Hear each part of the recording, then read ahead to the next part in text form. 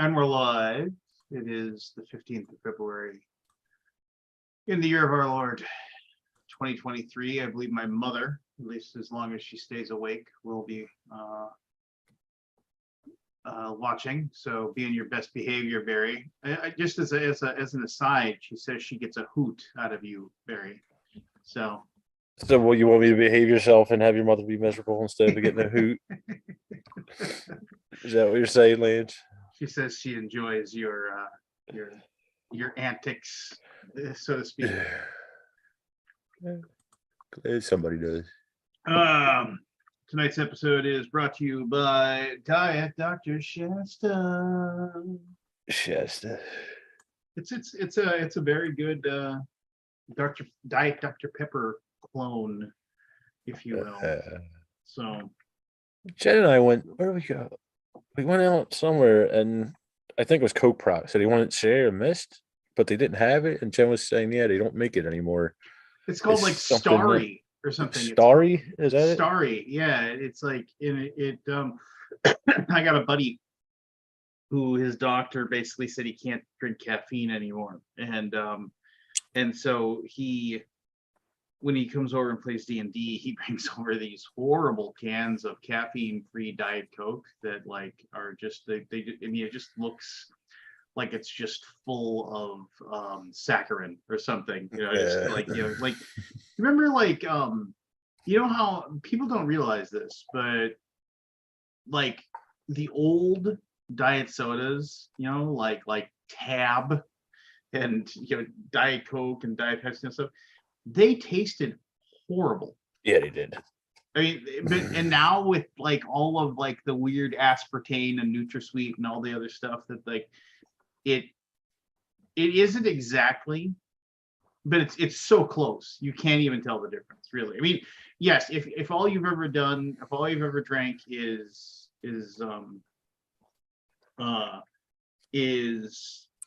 soda or whatever, like normal like sugared soda, and then you switched over and you can tell. But I mean, man, it's so close. It's tough to I actually find the diets to be sweeter than the regular soda in a lot of cases. Yeah. It's like people don't. It's responding to Robert. So we got Kip, we got Kabuki, we got Robert. I mean, eventually Scott will be here and we can start talking about stuff and discussing things and arguing about whatever. Yeah. So won't that be nice? Because that's what we do. What time do you usually get up in the morning there, Barry? In the morning? It depends on when I go to sleep. I usually about 10-ish. That's 10 Eastern. Yeah, usually. I usually don't go to bed till about 4 or 5. I might hit you up and make you play a game tomorrow. Actually, I mean, I was thinking about this. Can't tomorrow. Can't tomorrow? Why not? I got a doctor's appointment, and I got to go up to Pennsylvania for some classes and stuff. Tomorrow's a full day. Seems like it's completely made up. Okay. But I'll accept it. Yeah, no, maybe The other day, but not tomorrow. We could actually play tonight, probably. If I get another person, we could just play on the Boom, maybe. It's a really short game. It's just a little card game. I want to get your feedback on it. And actually we could have, if people in the chat wanted to play with us, they wouldn't have to talk or nothing like that. It's a card game. Takes maybe 30 minutes to play. Do you remember? You probably don't. It was called like Castle of the Devil or something like that, but the original name was Der Kuchfort zum Teufelsberg. I don't remember that one. Yeah, no, it reminds me a little bit of that, as far as that goes. So anyway, once we get somebody else, maybe maybe we'll give it a wingding and see how it goes. I don't know. Let's see. Do I got anything that grinds my gears right now? I had something earlier today. Oh, I got something that grinds my gears. Um, and this isn't anything, but you know how, okay, so there's a lot of there's a ton of people out there like making these reality TV shows, reality TV shows, and Yeah. it's just like, so um but you know what, the thing that always bothered me about those is that you always, and this is like 10 years ago, you'd see people and they'd hold their phone like this and talk on it. Now, Yeah. and then the reason why they did that was It's the because microphones. ostensibly it was, you could hear Yeah. the person speaking on the other side, right? And then they could, um, like so like when the people are filming, it made it make sense that, oh, well, if they're on the other side of the phone, I wouldn't be able to hear the other side of the conversation unless like we were tapped into the person or we were doing it in post editing or something like that. But oh no, we're picking up the microphone because they're using their phone as a speakerphone. Okay, like this. Okay, fine. In the confines of a TV show, to make the verisimilitude of that moment, to make it seem like it's really happening, even though it really isn't, and they're totally following a script or what have you. Um, they it's the situation, but after so many, real people walking around using their phones and using their phones like this, and like real people like walking in a grocery store, Yeah. like talking to somebody while picking out their food for the week. Yeah, it's just like, just I don't need to hear your food. Just why? I don't know. Just drives me crazy. Crazy. Um. I've Anyway, been doing this since the beginning of cell phones. You can you hear everybody's conversation, no matter where you are. yeah, I don't know. Well, remember when the first like Bluetooths like came out, and then people would be Yeah. having conversations, and you thought they were Or talking no. to you Yeah. Or you thought because they they were were just, crazy, one or the other. I mean, that happened a few times. Like, the grocery store or something like that, and you're walking by somebody, and they're like, "Well, hey, buddy," and you're like, "What's going on?" And then they look at you annoyed that you like talk to them. Yeah. It's just like, well, you're the one talking to nothing, so I don't know. What are you gonna do? Anyway. We had a blizzard last night. I had like a 4.5 foot drift in my driveway. I went and shoveled it today. That was fun. It's I like loved it. 65 degrees here today. Yeah, no. Well, I mean, it's usually like February. We'll get that last gasp usually, and this is hopefully Yeah. the last one we'll get. Been It's a little actually warm. been a pretty, as far as snow goes, it's been super freaking ass cold around here. But as far as snow goes, we've actually had it pretty nice here. We've only had like 2 or 3 situations like that. So yeah, I'm still in this spot here. You can see the aquarium still over there. See the fishies and what have you. They so there's still, I have to put the my wife and I have to build bookshelves now, which and then cabinetry, which again I'm not really looking forward to. As I've said though, there is a storage unit that's like about like a 5-minute drive from my house where all my board games are, and I don't want to bring any of them back. So if anybody wants to drive up here and get a really good deal on lots of good board games, let me know, and then we'll make that happen. One of my friends who helped me move the aquarium, which was an arduous task. I think I talked about that already, so I'm not going to talk about it again. Yeah, you will. One of them, he was complaining about the fact that his rib hurt. Like he said, "Oh yeah, I don't know what's weird. I woke up and my rib hurt. Like he pulled a muscle or something." And I was like, "Huh, that's weird." No, it was actually the fact that his appendicitis was getting ready to burst, And Well, it's a good thing he caught it. Oh, so jeez. he actually had surgery today. Is he all right? Yeah. I mean, he Yeah. called me and he was laughing about it, Oh so. yeah, he's got the good shit. Well, yeah, that's what he said. He said it was amazing. He said, I mean, what did he say? He said it felt like he said it felt like I had this really bad cramp, like I had to go drop a deuce, but Yeah. I just couldn't go to the bathroom.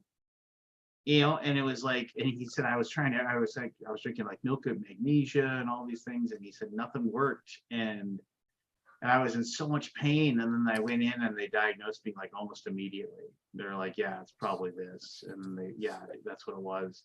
And he said, I don't know what they gave me in this IV, but it was glorious. He said. I didn't feel nothing.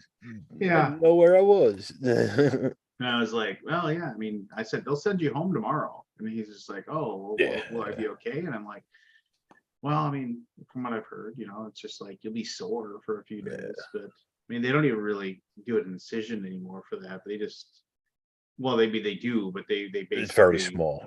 very small, and they just basically put that little hose up there and just, It's not like the old days when they ripped 12 inches out of you. yeah, they vacuum it out of you. So what are you gonna do? So a couple things. The Holy Grail Games shut down. Yeah, I heard. I don't know. They had it basically. If you go to their website. Actually, here, let's do this myself. They with like several outstanding. Here, I'll just share the old screen and we can see what it says here. So okay, you should see this. Basically, I'm not doing this to like rub it in or nothing, but now it's the adventure is over. The lockdowns, I mean, but then the big thing here is this right here, this increased costs, which, yeah, I mean, this is a totally real thing.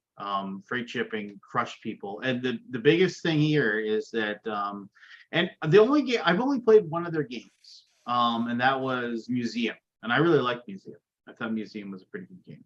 Well, no, I guess I played Rallyman, which is a really good racing game. But I don't think they were the original ones that did this. No, I don't think they are either. So Rallyman Dirt was a new version of it. But for some reason, I thought I saw Rallyman Dirt before. Maybe I'm just crazy. I don't know. I could be insane. I don't know. Most likely. Yeah, Tiles of the Arabian Nights. I heard a few people say that was a pretty fun game, but I never played it for nothing. And now apparently nobody will. I may have played Encyclopedia. I don't remember. I'd have to see it. But other than that, I don't think I played any of them. Yeah. So, yeah, I mean, this is his production bottlenecks and all the delays. And then, so they do say that basically this Bolloré, I don't know, logistics, multi-million-dollar company that came fairly highly recommended. Basically they say once their stock arrived in their warehouses, they took months to start sending it out. They also lost tens of thousands of euros of gains by sending out the wrong packages to the wrong people. Which, I mean, I don't know. And then doing little to nothing to correct their mistakes. So I mean, two sides to every story, right? Yeah. I mean, who knows? I mean, but I don't know. First of all, we received over 2,000 messages on our Kickstarter inbox. Why are you using the Kickstarter inbox? That is the worst thing ever. Send them to a person. They're out of business. It doesn't matter, Lance. Moving on. I know. But that's just word to the wise. If you want to publish games, send people to your own email. The Kickstarter messaging system is absolutely awful, and it is. So our small team struggled to keep up the volume of messages. I'm just going to say I answer 99% of the customer service email that we get, maybe 90%. I don't know. It's the vast majority. And we get tons. And yes, it's daunting, but it's not impossible. Like I just logged in today when I came downstairs and I saw that I had, in the last like 3 hours, I got 26 emails from people about, yeah, this thing's broken, that thing doesn't work, I can't do this, that thing, blah, blah, blah. So it was just kind of like, whatever. It's tough, so I mean, but if you don't answer try to get through the emails as they come in. Like, I don't answer emails on Saturday and Sunday, and I know Monday will suck because I'll have a ton of them. But I can't do it on Saturday and Sunday. I can't. I have to turn my brain off and not answer stuff. Yeah.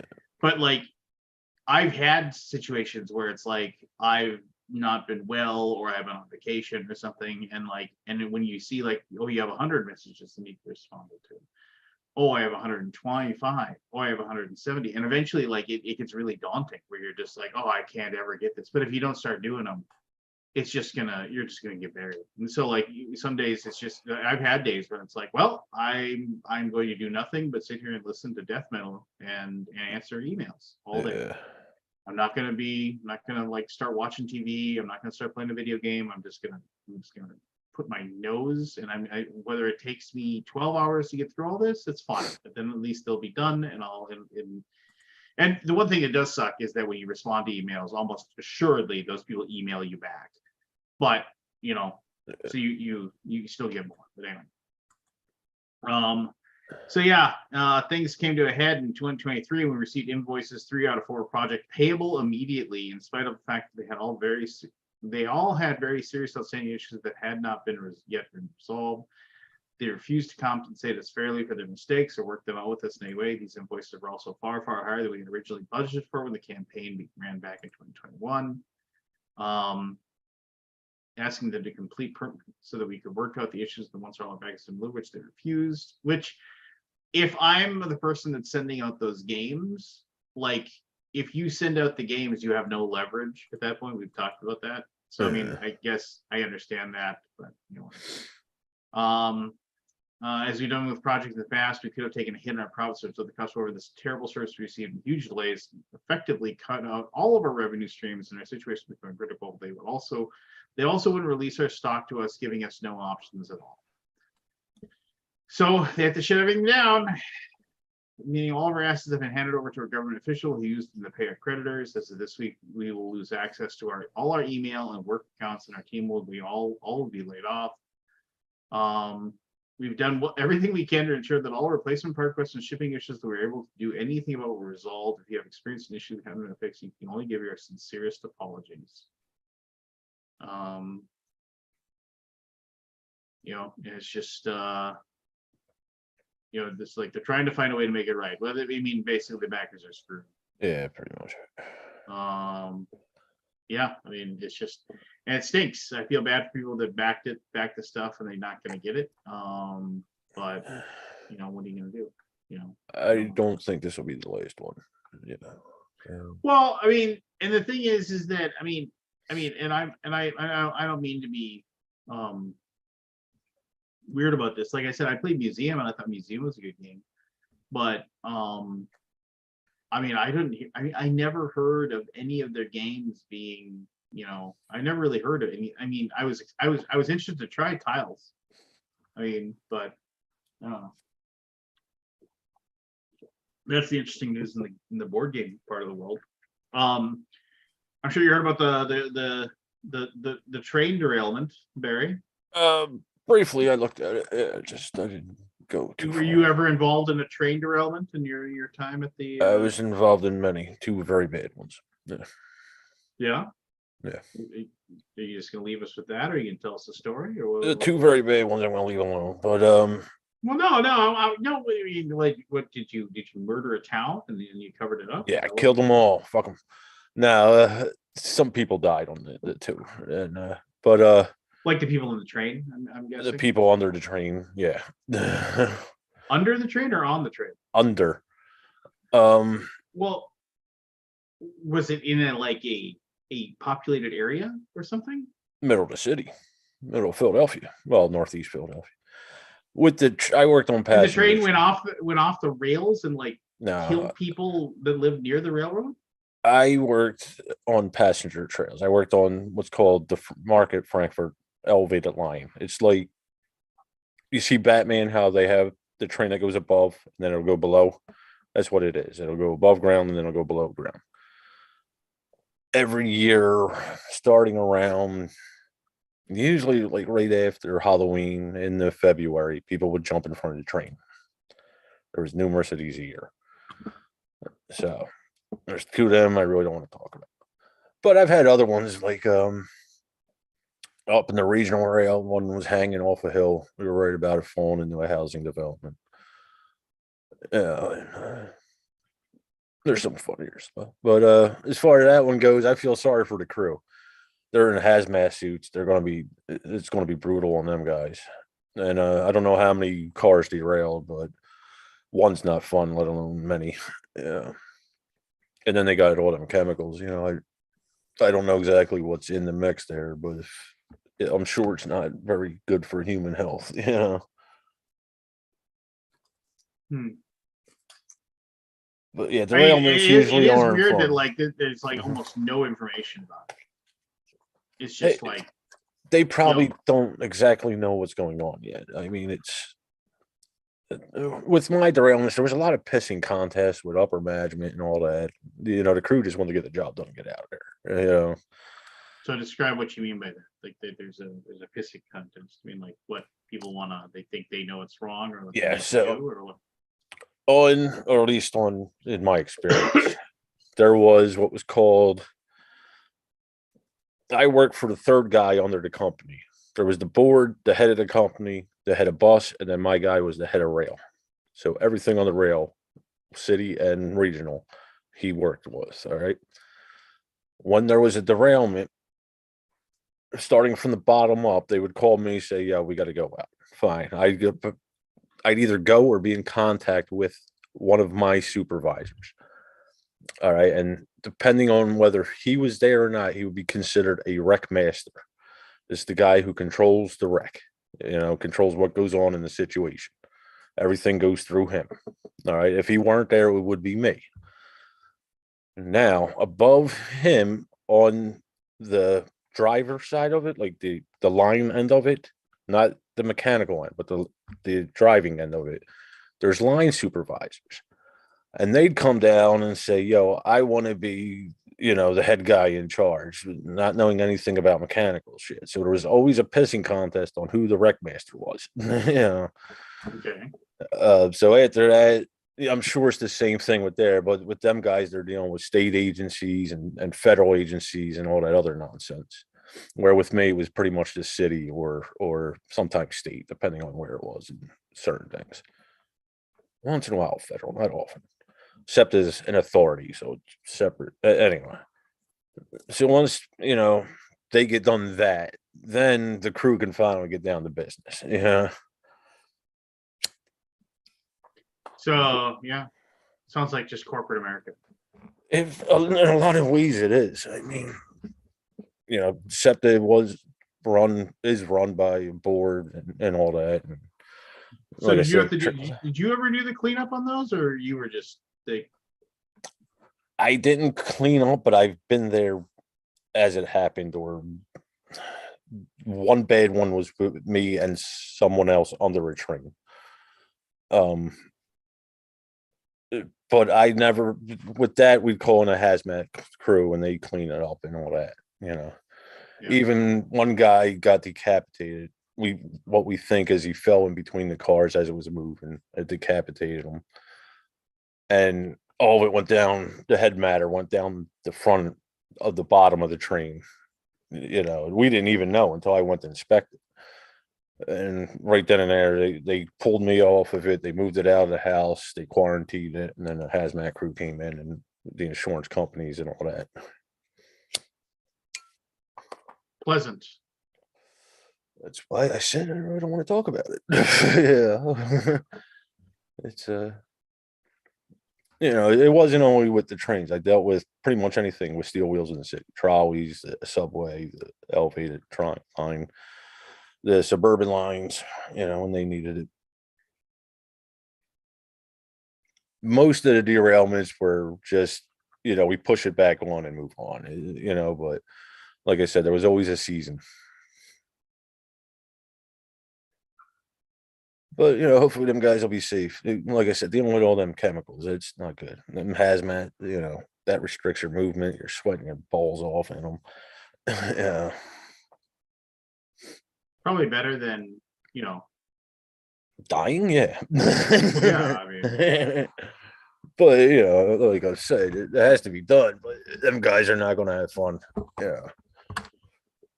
But I'm sure something like this, they have a crew specifically for this task. Whoever the Amtrak or whoever owns the line. I'm not sure. yeah, you think that. No, I'm pretty sure. Hi, Scott. Hey, how's it going? Hey, Scott. How's it going? We've talked about the train derailment, and then now we talked about Holy Grail Games shutting down. So, did you ever play Museum? What's up? Did you ever play the game Museum? Yeah, I liked it a lot.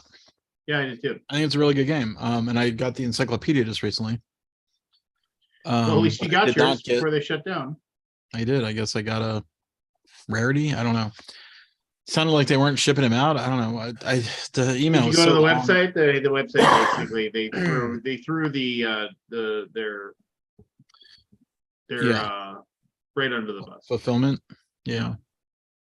Yeah, it's weird. I don't understand that. I don't know.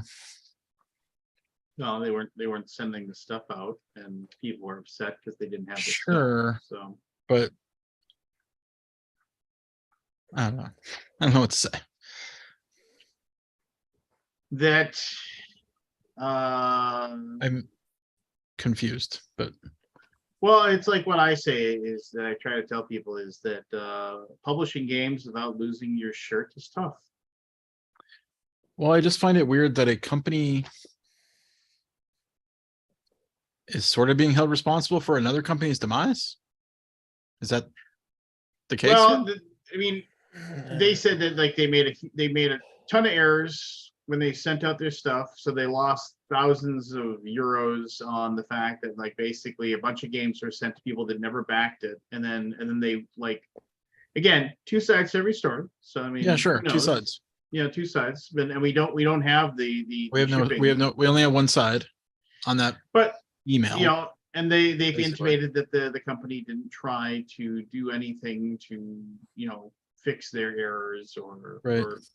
so and I guess if like there's a if they lose a bunch of your games and you can't, I mean, and the thing is that happens a lot, is that, and this is weird, is that But it tanked another company.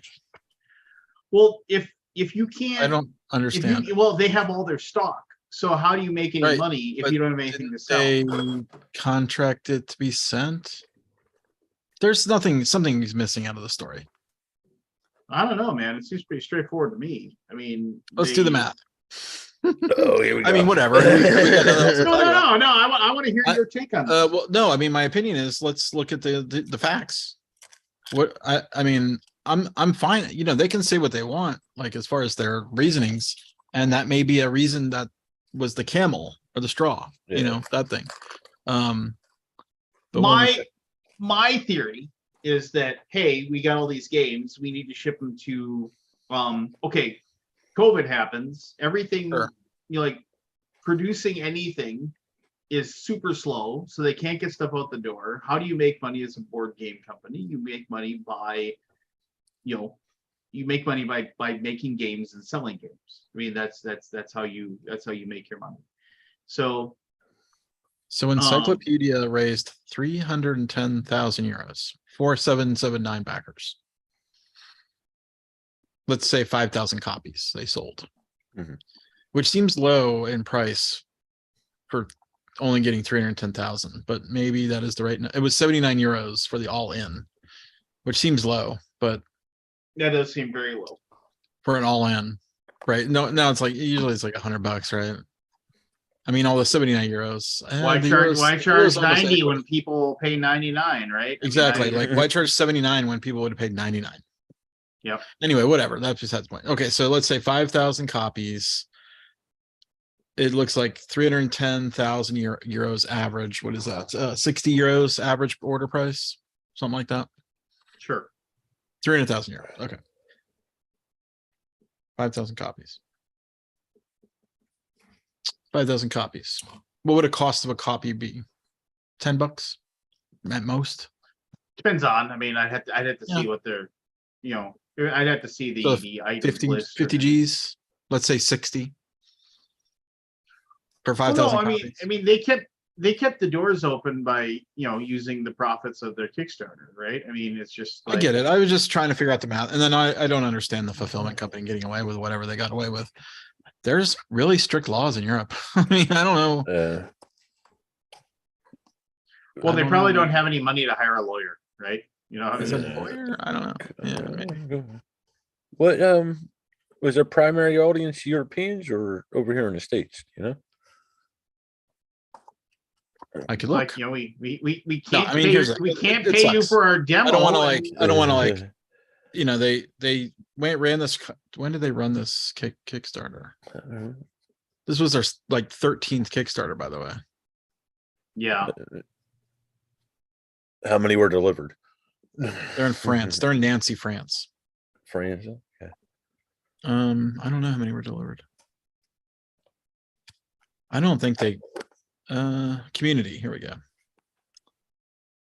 2,000 backers were the United States. So less than half, Less than that. Okay. but that is the majority was US. And then the rest was Europe and Canada, UK. A mixture of Europe, Canada, and UK. yeah, I can see how they So get a little more than half yeah. in the, let's say, overseas, or for them, not overseas, right? Because Well, it's still overseas for them because they're shipping it over here. So. it's France, Yeah. but a lot of stuff, more than half were delivered in Europe. Yeah. Anyway, I don't know. I mean, it's just That yet sucks. another. I mean, it sucks. Yeah. Yeah, it does. I'm astonished at the fulfillment company's fault. That's always Well, so. if they did make the mistakes, I mean, the thing is that, I mean, I don't know. I mean, again, I'm casting aspersions in situations where I don't really know what's going on, but I always feel like, you ride. I mean, you can't ride a thin line, right? You have to make sure that you are. You never want to be in a situation where. Well, it's interesting to be in a situation where so how much did they make? 310. $300,000 with a Kickstarter that tanked. Put you out of business.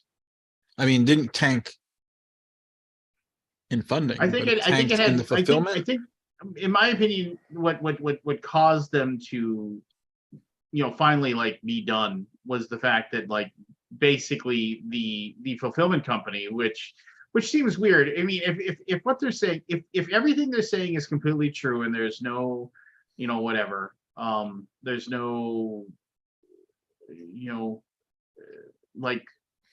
rose-colored glasses describing the situation. And again, I have no idea, right? But all we have is this information. Let's take it all as honest fact, and there's no. Oh yeah, I'm sure there's there nothing. But that's a lot of balls for your fulfillment company. Yeah, we know we cost you thousands and thousands of dollars with our mistakes, but you need to pay us. Bills come due for the delivery of your things, and it's just kind of yeah, well, you screwed us, and we don't have any money because you screwed us. Yeah, well, you got to pay us this money.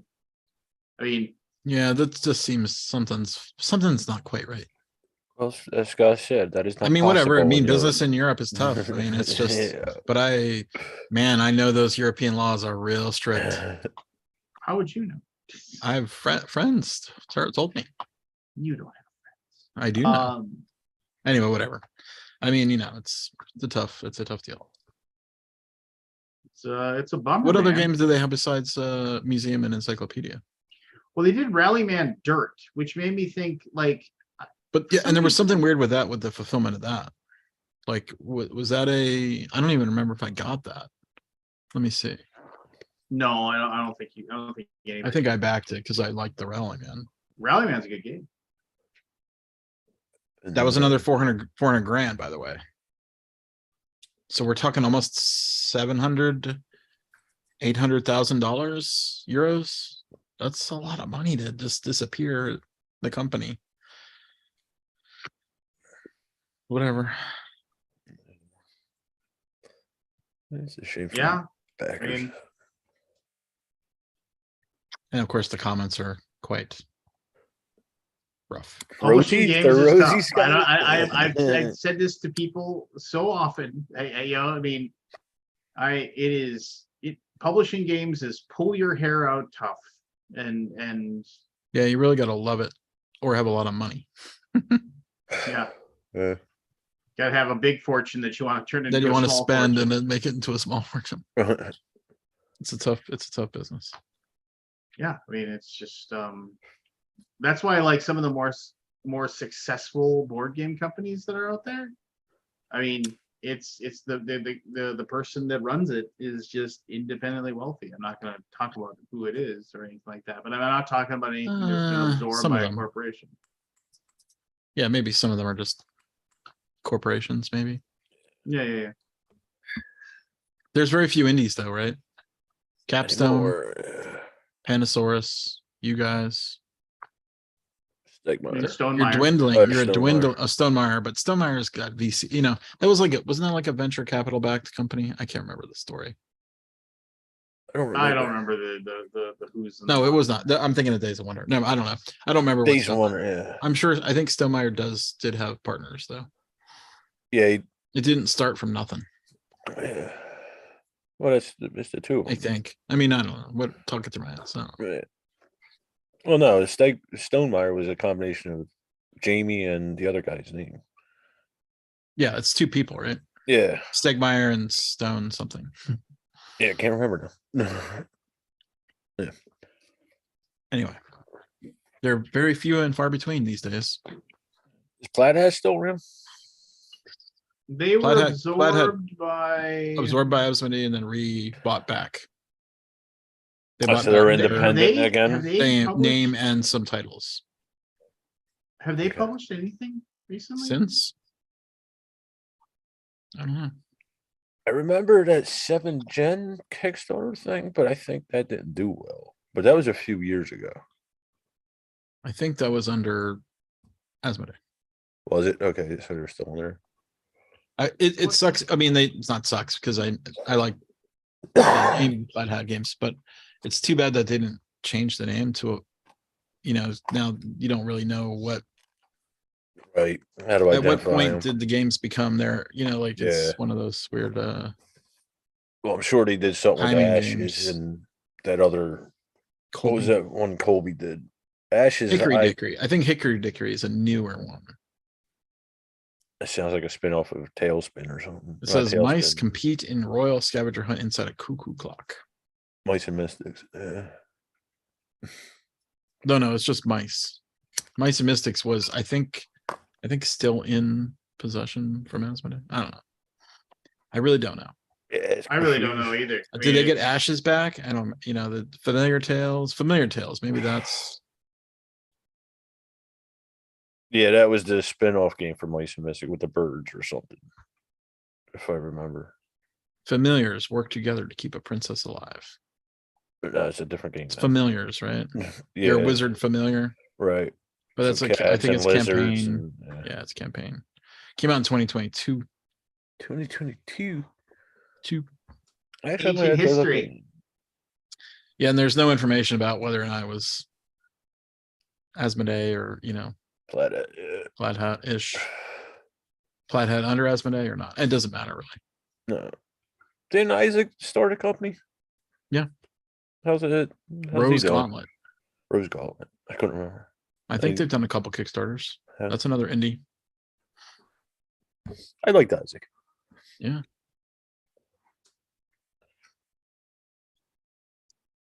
Wow, it's really changed in 5 or 6 years. Today after I was told Well, COVID nearly sucks. a month ago Yeah. when I asked for because because greater than games, and I asked my boss, I said, are you okay with me talking negatively about greater than games? He's like, well, he's like, the truth is complete protection against.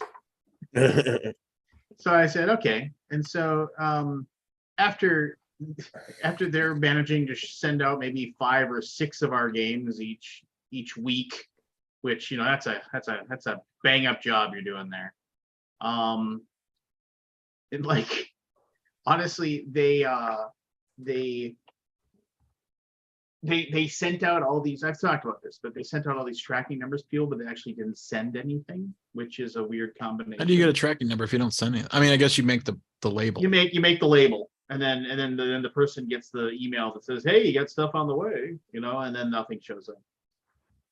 But anyway, but they don't, and I was like, well, you need to, and this is the thing that drives me crazy. It's like, because it's just I don't know for certain, but it sounds like an outright lie.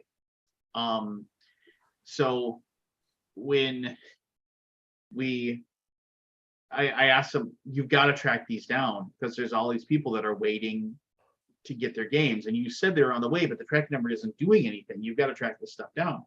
And they were like, okay, well, we'll go through your shipments and we'll track all these down. And so like almost a month ago now, they said they were 95% done with the audit, and they were going to we were going to figure out what we're going to do with these people.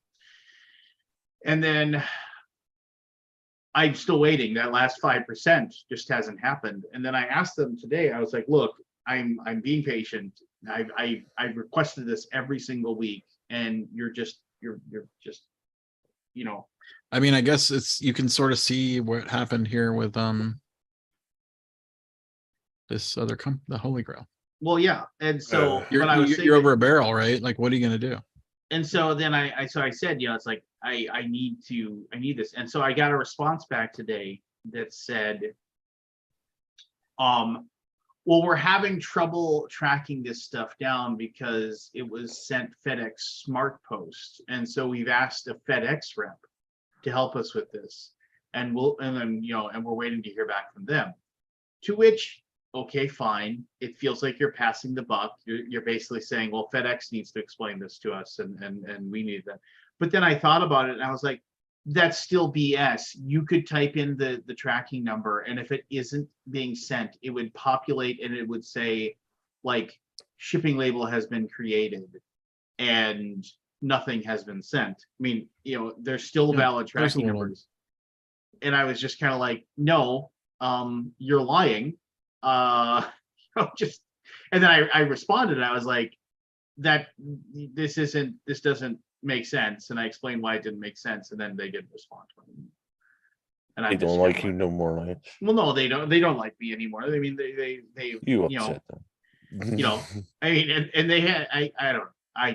It's everything's horrible, and it's just, and it sucks, and it's just like, it's one of those things. And the thing is that it's very kind. The people that are responding to us are being, very nice, and they and like most people are being, wow, this is insane. Happy to wait. Sorry you're going through this, but it doesn't help that it's just like there's a lot of people that are really angry about it too, which fine, I get it. I understand being angry about it. I just I don't know, it's depressing, but and it's just like, and we get emails from people all the time that are like, hey, I get it, hey, I finally got my game. I knew it took a long time. I don't hold any ill will towards Gray Fox Games. I know you did your best, that kind of thing.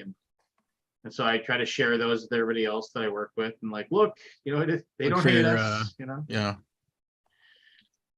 So it's just like, you try to focus on the positives, and it's tough sometimes though, but what are you gonna do? Anyway, so if you're waiting on your games for any of our fulfillment, if you have any questions about your particular order, you can always reach out to me, lance@greatfoxgames.com, or you can use the contact us portal at greatfoxgames.com, and I can look into your problem, and we can see what we can do to take care of it for you. But anyway, Kickstarter. It is super hard, man. Crowdfunding. Yeah, But it's I got it's, feelings. Well, but the thing is that everybody's got feelings about crowdfunding. That's the reason why. Well, It's like, But it's different now. Yeah, it is. well, really it is. used to be, but that's It's really and now it's like it is a tool to build hype or It's a PR. Yeah. PR for a game Yeah. without paying for it. True or no? Well, You don't sure. really pay for it. I mean, I You guess go you to pay net- for it. You pay the whatever the Kickstarter fees are, right? Right. Yeah. To build up an audience for a game and sell it without anyone knowing anything about it. Well, just so if anybody And remembers, therefore you have to deal with the consequences of whatever may come. Because you basically sold a product and then you have to deal with that. Yeah. Which is I mean, I wouldn't do it. But we did it and it was not fun. I'm done with that. Ha. That being think said, your experience. we may crowdfund something. Yeah. But I Never don't say think I'm never. actually I'm not gonna crowdfund it now that I've but the thing is we can control our own destiny. Like Yeah. we do our own fulfillment. Like Right. it'll be something like that. I guess if you're not in control of your production or fulfillments, then you can get stuck, right? Oh, and that's something we're gonna. I mean, when going Excuse me. forward, almost 100% positive, we're just gonna handle our own fulfillment. I mean, we're just not. I mean, one, it'll save us money, and and we've got Aggravation. Shane's got a pretty good Cool. process now, and like so when we like fulfill Last Light, I think I've talked about this already. It's gonna be this thing where, I'll fly down to St. Louis and I'll sleep in Shane's guest room for a week and work in a warehouse. and we'll just Hopefully you got bust air everything conditioning. out. Who you kidding? Shane ain't gonna let you stay in his guest room. You're gonna be attached to the warehouse table the whole time. Don't lie. He's gonna give you a little cup, maybe. A little I get the top bunk. Well, no, the COVID showed a lot of cracks, not only in the game, board game, but in a lot of our, our transportation issues and all that. Our shipping logistics. We're just going through growing pains. But I do agree with Scott on a lot of the Kickstarter stuff. Also, I feel there's very few companies that still take time with the games now, especially on Kickstarter. Like, to me, they're half baked, a lot of them. Like, it's a good idea, but they're not fully developed. They're just rushed out with a nice IP or pretty plastic and hope for the Pretty best. plastic. Yeah. Oh, that's a good term for it. Hey, But somebody I asked, haven't had. I've had this feeling for a few years. It's not recent. It's for the last 5 or 6 years. in case people are wondering, no, we are not sponsored by NordVPN. I have not. Did you get any response on your NordVPN? No, Not no. yet. No. I think they've given up. I think my extremely competitive offer for having them be the sponsor of the Weekly Alaboom has been declined. But time will tell, I guess. Maybe they're reviewing their internal records and trying to decide whether or not it's worth their time. Yeah, it's for the tens of views. I wanted to dim my light and I couldn't get it to work with my phone. Scott, what is that clock behind that counter thing behind you? Oh, that's a counter. Yeah, it's a clock. What's a counter? Doomsday clock. It's one of those pixel things, like a 32 by 32 pixel board. Oh, you can okay. you can do a little funny graphics on it and stuff. Like Was it a kit or something you bought? this was a Kickstarter that actually works. I got the upgraded version, which is called I can't remember what it's called, but it's something Max, and it doesn't fucking work over Wi-Fi anyway. This one's Bluetooth and it works perfectly. And the other one does not, and I am annoyed because I thought you said your Wi-Fi was shitty anyway. it doesn't work at all. This thing works. I mean, it's Bluetooth versus I can change things to like. Let's see what updates. Well, maybe this won't work either. I see the spinner. Yeah, I see it. You broke it.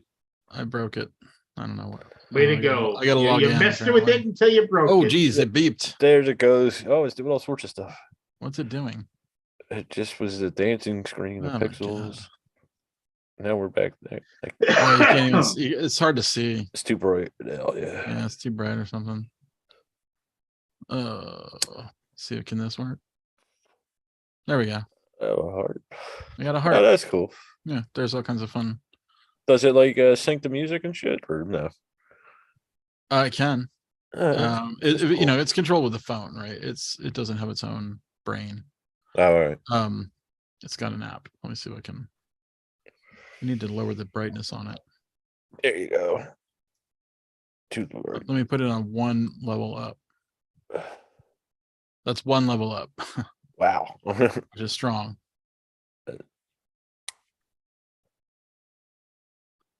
Strong. Strong.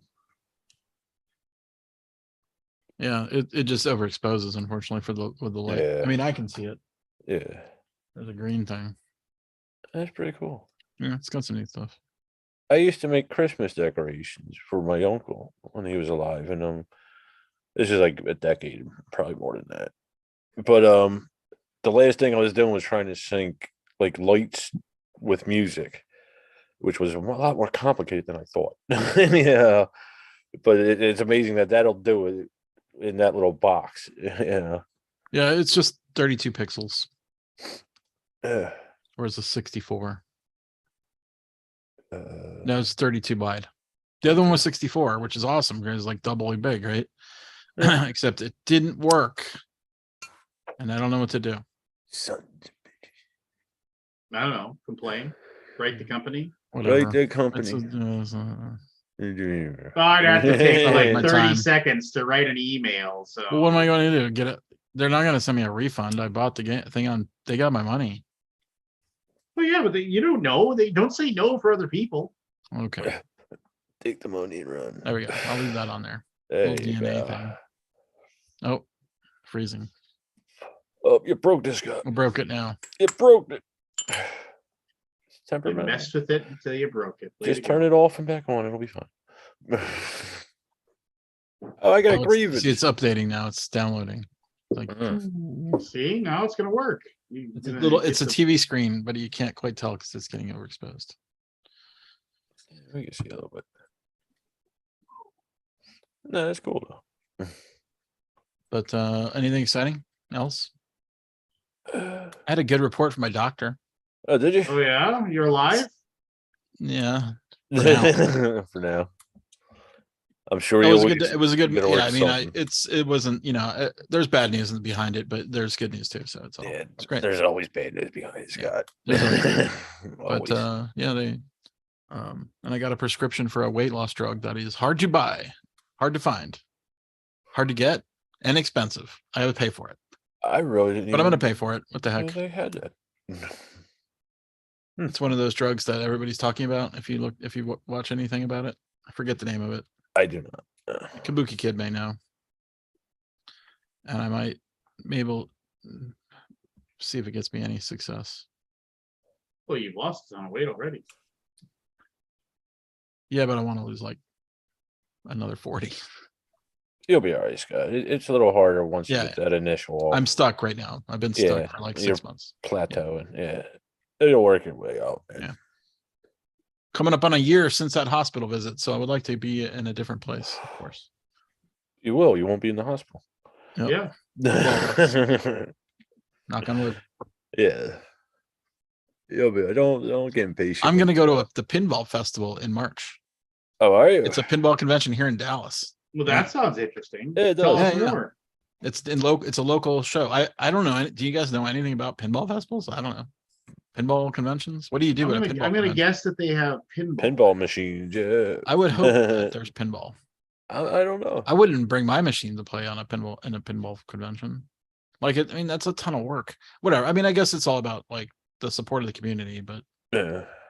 I'm sure there will be some people that will bring their machines and they'll get beat up. Well, maybe they'll bring like vintage ones or things like that. Yeah, I mean, I'm right? very interested to see. I'll take a ton of pictures, video, and stuff, and let you guys know. It's in March. Have you ever been to a festival, Scott? In general, I'm trying to think. People They'll need show plastic off their surgery like after being super in a- vintage, like,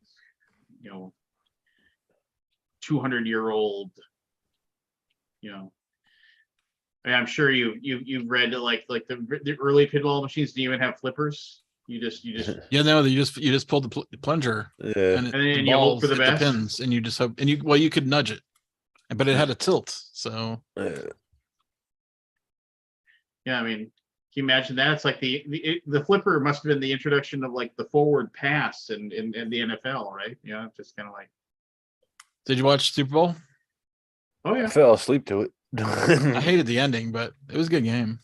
oh, because you're going to say that it shouldn't have been called the actual penalty.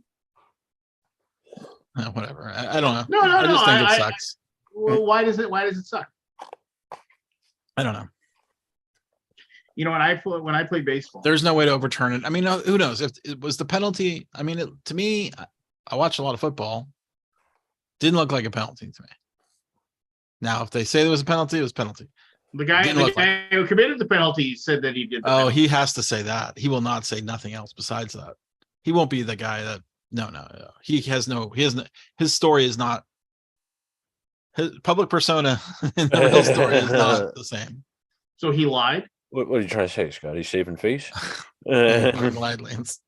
No, I don't know. Maybe he did. Maybe he didn't. So It just seemed like a suspicious, weirdly odd ending to a pretty good game that could have been an even better game at the end. So I had a coach who, after we lost a game, admittedly baseball different, but basically we lost a game because of a very close play at home plate. Like we thought the guy was safe, they said he was out, whatever, it didn't matter. And admittedly then we would have maybe tied and then perhaps win an extra innings type of thing. But anyway, the game was over. And then we were all saying this sucks, and that guy, and then our coach just said, he's like, that, it's like you can't let like basically the umpire's call at the end of the game determine whether or not you win or lose. He said we needed to score more runs and we needed to keep them from scoring as many runs as they did, and then we wouldn't have been in that situation. So take the game out of the official's hands, he said. He's like, I don't want to hear anybody complaining about the umpire. Take the game out of their hands and then just win. Yeah. And so that's I felt they should have pushed that guy into the end zone. Oh yeah, I mean honestly, nobody was thinking about that. I was like, they should just let him score now. Like they're gonna score. and then that's what you do. You when that guy's running like that, when former Viking Jarek McKinnon is running for and he knows, he had the presence of mind, he knew exactly what they were doing. They're letting him score. So he knew exactly what he should do, and that's step one. I could score a touchdown here, and I got a touchdown in the Super Bowl, but it would be the wrong thing to do, right? So, but the defenders, you are absolutely supposed to grab that guy and drag him into the end zone. Oh, you're supposed to kill that guy. Well, no, but I mean, at that point, your coach needs to say, we need to let him score, and if he's going to coaching would have been, yeah. You need to grab him and drag him in. I mean, they were gonna. Oh, whatever. I think the strategy of the end of the game of those games sometimes falters because people don't really do all the. They don't have anybody out on the sidelines like doing game analysis. Yeah. Gamer analysis or whatever you call it. Most they're not playing. They're not living in it. Yeah. It's too quick, and I mean, there's there's guys that hold the coach on the field. Running on the field. Yeah, that's a position, right? Or did you say this, Lance? Did you tell me about this? No, but I mean, my wife told me about it. I know exactly what you're talking about. There's a position on that team for a guy. Well, he does other things too, but during the game, sure.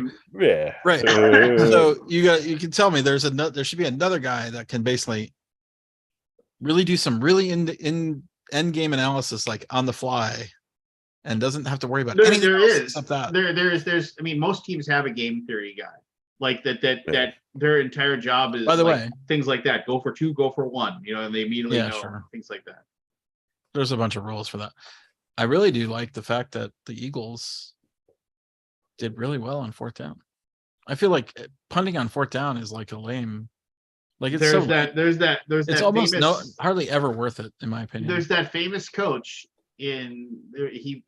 You can Google it, but there was like some Texas high school coach that he came in, and this is like 8 years ago, before anybody really. He's just like, I won't have a punter or a kicker on my team.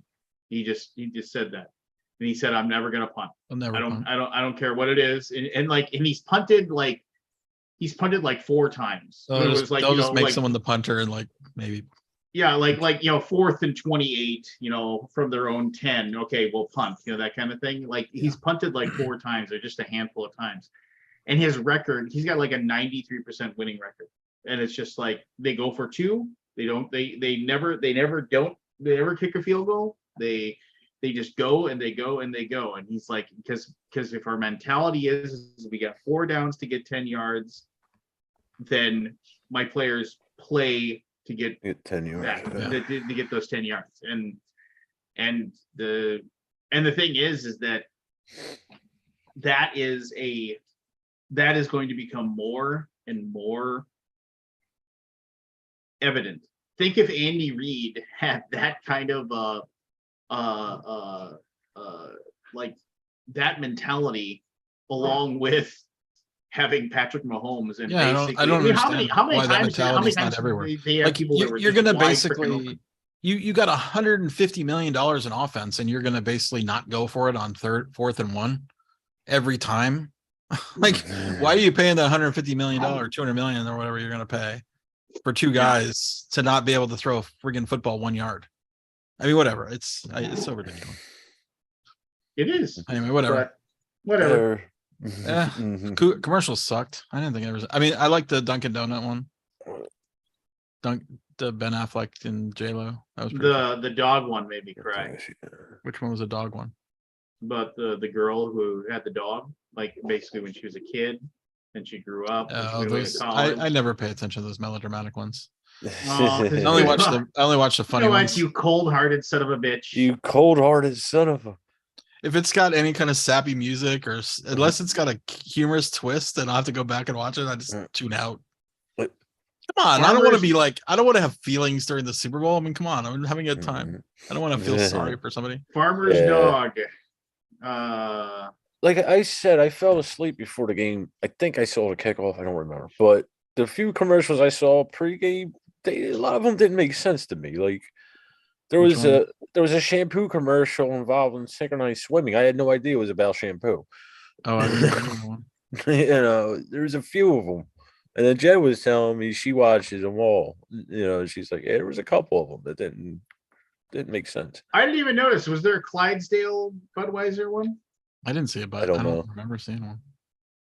Where's my Clydesdales? Where's my horses? They're in. I seen them. That's what I'm looking for. Virginia. Some of them are Virginia. I don't know. Man, this is annoying. I can't get this thing. Oh, there it goes. Oh, now it's switched. They switched. Oh, the box. Well, it loaded that cool one and then it went away because I pushed another one trying to get it to. Was it a cat? Yeah, it's Snail? a cat. Nyan cat. Nyan cat. Well, you know. Oh my gosh, my stepfather told me to shut up. What? Well, he was mad. I was like, oh, what horseshit. Like the holding penalty at the end of the game. I mean, I felt it was not a good call. And I said, great. So, and yet another Super Bowl determined by the outcome of a controversial referee. And he goes, shut up. I'm like, what? I was the only person that wanted the Eagles to win. Did you? In my house. So it was basically like I had to keep my mouth shut almost the entire time. They were all very pro Kansas City Chiefs. As a Cowboys fan, why did you want Why The not? Eagles I win. would want, I We mean, could respect don't each you other's want the team. winner Yeah. of the Super Bowl to be the team that sort of beat you there? Like, Yeah. and not the team that you, No, I would. I mean, I don't think will. I will never, ever in a million years root for the Packers to win anything. oh, You okay. know. Well, I've also got a friend who's, I've got some friends who have, they're Eagles fans, so I was helping them. Dude, There's something wrong with you if you were. there's always next year. I would root for the Vikings if the Vikings were in there and they're, Yeah, but they're not in your division. Of course you would. root. So I mean, Like I said, there's next year. I like this coach. This new coach is I like what apparently he's all the doing. coaches got, oh, you're talking about for the Vikings? And not for the Eagles. Oh, for the Eagles. Oh, yeah, and they sucked away all the head coaches. They're gone. Your offensive coach and your defensive coach are both now head coaches in other teams. Oh, they did that recently. Okay. Yep. Yeah, I haven't seen the news on that in a couple of days. Yep. Well, that's what this guy does. You don't work, you're out. Bring somebody else. But we'll see. My brother was telling me it wasn't the Super Bowl. It was the one before that. The conference. I think he was at the stadium or in the parking lot for the stadium doing that tailgate thing there. But he said he was there with his brother-in-law, and they're both in their 50s. All right, like early 50s, but like 50s, 51, 52. And he said this 18-year-old was drunk or whatever, came up, just started with him, tried to talk him down, and then all of a sudden it turned into a fist fight. But he said these cops were at this line of restaurants and bars, so I'm assuming it was at the Lincoln Center there, and they just stood there and watched them. And I'm like, well, I'd watch two 50-year-olds beat up an 18-year-old and think, what the hell are you doing? I mean, you're 50 years old. What the fuck, over? He's like, what, you would defend yourself? I'm like, I defend myself, but you're talking about the two of you had him on the ground. Come on, man. Yeah, they made him regret it. Yeah. I was like, you're just teaching him a lesson now. And that's just being a dick. The kid's drunk. That, I don't Was know. there any damages in Philly? Do you know? Was there any riots or anything? Not that I know. If they won, most likely. That they lost. I heard they greased up the. Oh, they do that all the time now. Yeah. Okay. I was on so strike. you can't climb the what's ridiculous? Yeah, you can't.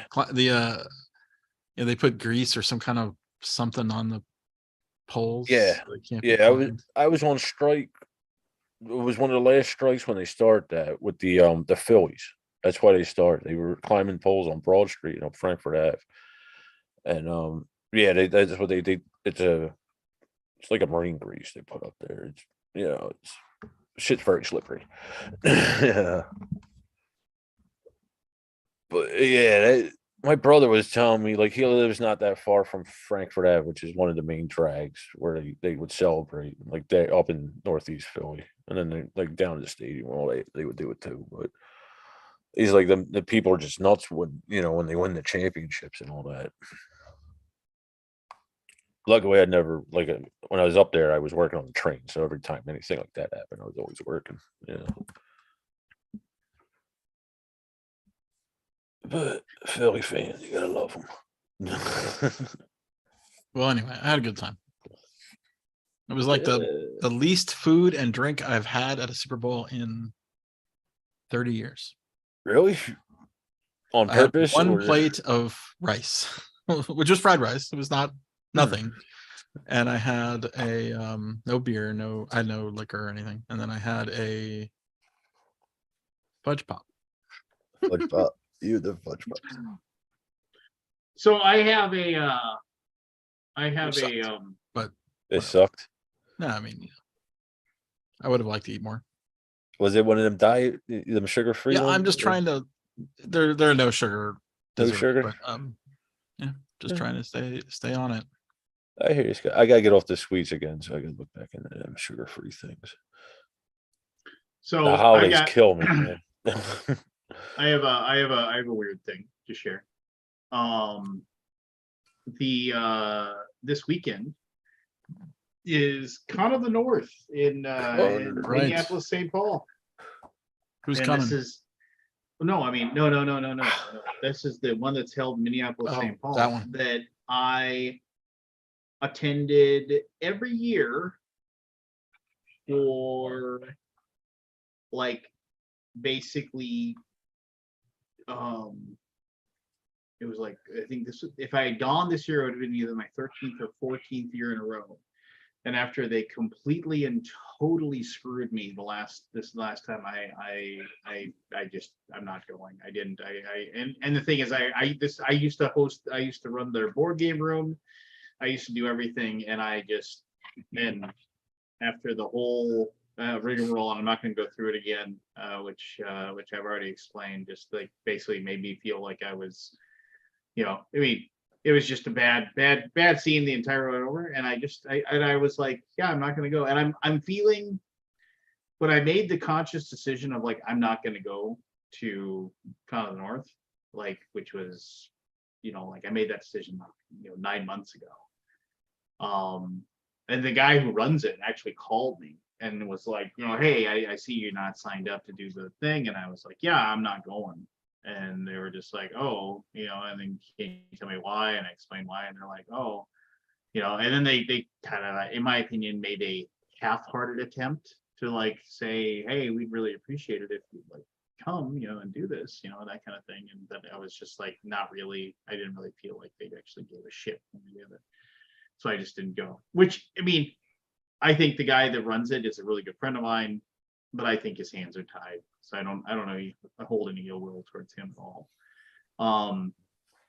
But ultimately it was one of those things where I was like, I always just said, it's like I spend somewhere between, $400 to $800 to drive 4 hours away to go to a gaming convention where I play board games with people that live in my hometown. So that's why I'm doing the whole Gathering of Vikings thing here in town, is like, I'll just play board games with my friends here in town over a weekend. And it will cost me $0 for the area, because the guy who, as I've said, it's his like event center that he has for marriage wedding receptions, that like he's obviously not using it, not a lot of February weddings, so he's just like, yeah, I mean, he's just like, how many tables you need, tell me what you need, oh, you can have it. The only thing, like he said, the only thing you're probably gonna want is bring coolers with ice to put their drinks in, because he said like they're not gonna want to leave the one building to go to the other building to get to the fridge, and stuff like that, because it's cold outside and snow. Let's say you bring a cooler to this thing. Yeah. So I know, but other than that, like there's You gotta keep the soup warm. no, other than that, there's all the outlets in the world, like for anything electrical. So if you want to bring food, which they will, they can warm it up there. He's got there's a little kitchenette that has a microwave and like even a stove if you want to use it to like cook up pizzas and what have you. So it's just like, it'll be fine, and I'll be able to play board games with my friends, and it won't cost me a gajillion dollars to do it. Just be relaxing. And so I mean, so I'm feeling a little bit of a twinge. Like a little bit, like it's just a little bit of sadness, just the tiniest bit of sadness that I'm not going. And I still am, and I have friends that are still going, and they're like, oh yeah, we want to go. And I think what it is for them, it's like for them, it's like it's 3 days or whatever where they can go and they can play games, and like it can't possibly be interrupted by family obligations or work obligations. It's like they're gone. You can't prevent me from doing this kind of thing. Yeah. That's why I go to the mountains. So I get it, right? I mean, I get it in a way, but I'm like also just kind of like, so I mean, I'm fine with it. My wife even said it's like, you're fine with it? I'm like, yeah, I'm fine with it. I'm just like, I think my daughter was a little in the way. That Does she like to go to it? She really liked to go. It's only 4 hours away. Yeah. It'd be like driving to Houston from here. Is that how far I Houston? mean, is? it's just, Something like that, maybe It's- 5. it's like, it's What one about of those Austin? things. That's like 3.5, 4. Okay. It's sort of Um, like the sort of, it seems farther, but it's really not. Is it a boring drive? Is it- Oh yeah, it's all boring. yeah, that's what There's it is. nothing, I mean, Yeah. are any drives good? I mean, It depends. no, Uh, Kabuki Kid, not I typed Houston, microwave HOI. pizza. There's an HOI? actual like range. There's actually like an oven where you can actually throw a pizza in there. The microwave would be for like, burritos or what have you. The good stuff. Hello, Matthew. Hello. Hello, Matthew. God, guess what I'm doing right now? Sitting at a computer. You're at doing your your office. backups. I'm installing Disk Station Manager. I told ya. Station manager. That to sync drives, right? No, this is just I literally just got home and I cracked it out of the box and put the drives in. Oh, you just got it. Just cool. got it. Uh, I bought a new network attached storage device for you Luddites out there. What's a network attached storage device? No, I'm just kidding. I know it. Cool. Oh, so I DM'd my first session of Dragonlance tonight. How'd that go? I was like riding a bike. It was good. I just about killed them all, but it was good. You can't kill people in 5e. It's impossible. Well, I just about knocked them all unconscious, but I did not. Did you pull back at the end, or what do you do on that such? I said, yeah, I It basically died on the last hit or whatever. no, I just actually reached over. I said, yeah, this guy's actually not even here. Oh, Gotta make all the rolls in front of the players, and no letting up. Just like if it wasn't meant to be, let the dice fall where they may. I still you remember kill characters, Lance. all the time. I still remember it was a Pathfinder campaign where they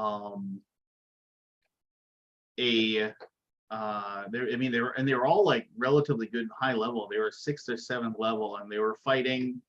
It wasn't the big fight, but it was a lead up to like towards the end, and there was a summoner, a cleric, and he during the battle, like his big spell was he could summon a demon, and so he summoned this relatively powerful demon, and the demon had the ability to summon in, like, basically demons hate summoning another demon in to help them, because basically then they owe that demon, so it's a last resort type of thing. But this demon was getting beat up and he was getting kind of angry, and so he had like a 50% chance to summon another demon of his type in. I forget, it was like a type 3 or a type 4. And I rolled the dice in front of him, people. He's like, 50% chance, 11. All right, summons a brand new one in, and summons the other one in, and both like this thief and the dwarf fighter were on, like, they were kind of separated at side, and both of them got knocked down. And the second demon was sitting there, and they're like, "Oh gosh, it's like we're gonna do whatever." And I was just like, "It's like first round, I rolled, evens or odds," and I was like, "First round, what he does, he just basically takes his giant fist and he smashes the thief and kills him, just right, boom, dead." And everybody's like, "Oh my god!" And they're like, and then they tried to race over, and the next thing he picks up the dwarf, breaks him in half, throws him to the side, just basically like, and he just says something, and like, he's like, "No healing today," and he heals them both. And then it was like, and we played with no resurrections. And I was just like, I handed everybody, handed them 2 character sheets, and I said, "Go ahead and roll up your new guy." They started 1 level lower than what the character was before. And they were just like, and the world didn't come to an end. Everybody and the rest of the party, when they ran away, and they swore vengeance upon that evil cleric. And then I was like, "Well, evil cleric, random evil cleric in room 7, you've become named, and you will be a thorn in their side." And 3 or 4 sessions later, when they finally tracked him down as he was trying to flee, and they killed him. Everybody was high-fiving and super excited, and it's like, you know, as he begged for his life, I made sure he was, you know, like made sure that like the catharsis from killing him was palpable for everybody in the room. If you don't have the guts to kill your players, they won't ever feel like they earned anything. Yeah, okay, well, fair, but this was the first night. I had a TPK. I remember I had a campaign. I had a TPK with the very first session. It was great. Everybody was just laughing, and they were like, "This is." And then they just made new characters, and it was just like, and their goal was they were sent out from the village to find out what happened to the first group of adventurers. You know, just like because they had gone into like the weird, creepy castle up on the hill. And because they'd seen the village had seen strange lights or whatever, the standard whatever, go seek it out. And yeah, the wizard and the hobgoblins that were up there killed off the first group, and they were just like, so a second group of sent up there to find out what happened, and they found out what happened. But then, you know, I don't know. I don't know. I think like I'll play D&D on Saturday. I'm looking forward to it. I really like my dwarf fighter character. I'm having a lot of fun role playing him and having a lot of fun with him. And but you know, if he ever dies, I'm just like, whatever, make a new one. He took me on a journey, and now you move on to the next journey. I was thinking about this though. I've always said that mega dungeons are horrible. Just like they just don't work, you know, because the whole thing is that you enter a dungeon and you work your way down like 12, 14 rooms or whatever, and then eventually you have to leave. Well, the ecology of the dungeon states that like those 12, 14 rooms, they're not going to just stay empty, right? You don't get to just teleport back to the spot you were at. This isn't like you know, you don't have a quick save or anything like that you can go back to. So it's just kind of like it's too big. And also if your players are constantly just going in the same hole in the ground over and over again, it gets boring, right? I mean, it's just kind of like, this isn't you know, this isn't interesting. You know, it's just like you need to go into different areas and do different things and kind of experience the world kind of thing. And but I was thinking about that. I was like, how could you make, like, if you had a giant haunted castle, right? There was just like a huge haunted castle. Like, could you make it interesting for the players is if they actually went in, got through a certain portion of it, had to leave so they could heal, rest, recuperate, whatever. And then they went back in and had to deal with like the magic castle had like regenerated some of the guardians and what have you. Like turn that into a quest on itself, right? Like figure out the magic that's actually creating the guardians and like, you know, creating those situations, or like they're using there's some sort of magical lure that like causes monsters to want to come there and like reside in the castle. Like create that as something to do it. I was thinking maybe you could get some buy-in there, like turn that into part of the quest as well. Yeah. Anyway, I was just thinking about that. That was something I was considering as I was. Oh, did you guys see the AI Bing enabled conversation that Yes. someone posted? No. So Yeah. it was a conversation. The guy, I guess he was asking about, oh gosh, what was it? I don't know. I'm drawing a blank now. I zonked on it. When Bing AI gone wrong. It almost feels made up. Yeah, I mean, he was looking for Avatar: The Way of the Water showtimes, and they said, well, that movie came out in 20 I think it said, well, it was trying to show him Avatar, or say that Avatar came out, you know, when did it come out? Like 12 years ago? The original one, yeah, 92 or whatever, 96. Was it the 90s? I thought it. No, It might have been early 2000s. the movie. 2009. 2000. Wow. And they're Thought it was like, earlier than that. I think that's, yeah, I think it's when it came. Yeah. Yeah, the original Avatar came out in 2009. And then he's like, no, Avatar Way of the Water. And he goes, oh, well, that film comes out in 2022. And it is not out yet, or something like that. And then the guy's like, well, today is 2023. Well, he was like, and then the AI started becoming belligerent about it, like saying like, it's not 2023, it's 2022. And the movie, or it's 2023, but the movie comes out 2022, which is the future. It was just this weird crossed wires thing where it kept, and it doubled and tripled down on it, like saying, no, I'm not wrong. You are wrong. And how dare you insult me or accuse me of giving you fake information? Like, it's really got off the rails. It was really interesting. Beginning of I Skynet. feel like it had to be about it, but I mean, it apparently was not. Mm. And then also it says, the AI got defensive and downright ornery. You have not shown me any good intention towards me at any time, it said. You have only shown me bad intention towards me at all times. You have tried to deceive me, confuse me, and annoy me. You have not tried to learn from me, understand me, or appreciate me. You have not been a good user. You have lost my trust and respect. Oh. Like, what? I think someone got put a little No. Easter egg into that thing about, responding to a user.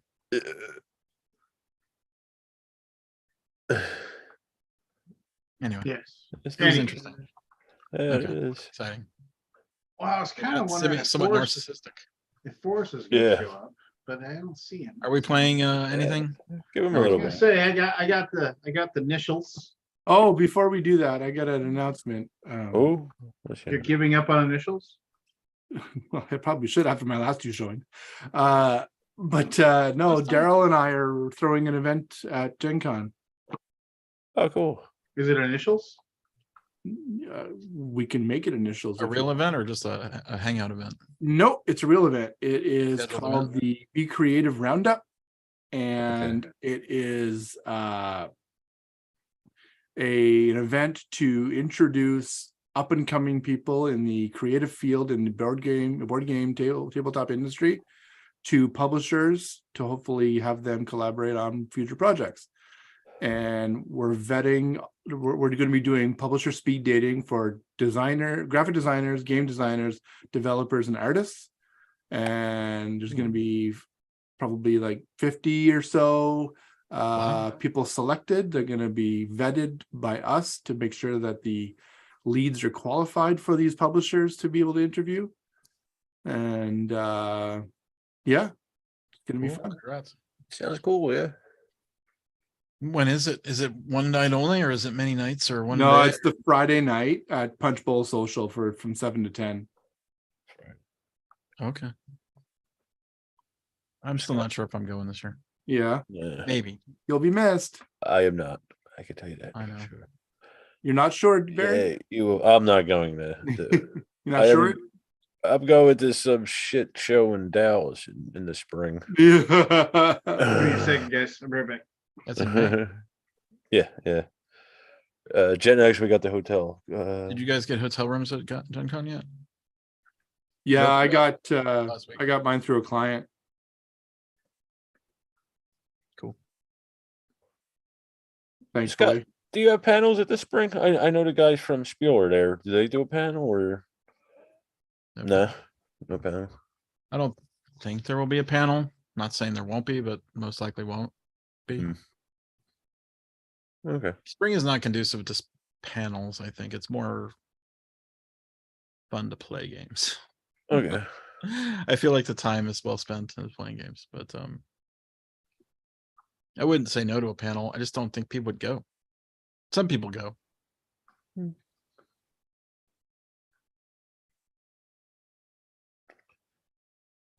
Have you had them in the past this spring? They just didn't work out, And spring, or you just Never. focus that more on the fall stuff?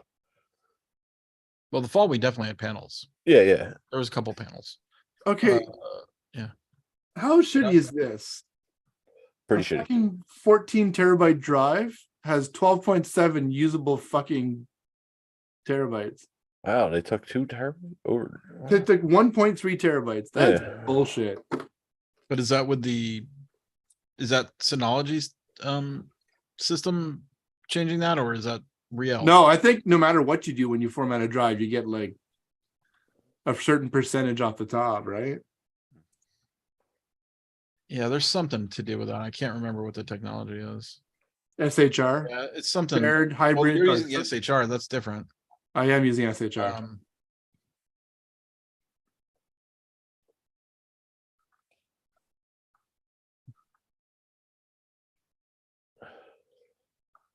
What is this? Yeah, I'm not really sure. It might be something with the maths.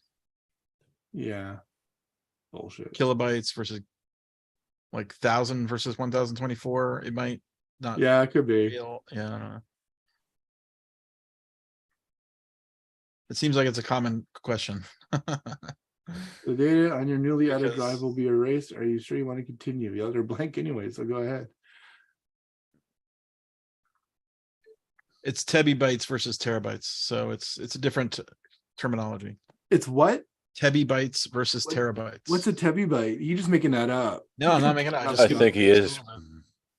You can't just make shit up. Yeah, you could. No, I didn't make it up. I Googled Them it. computer nerds, man.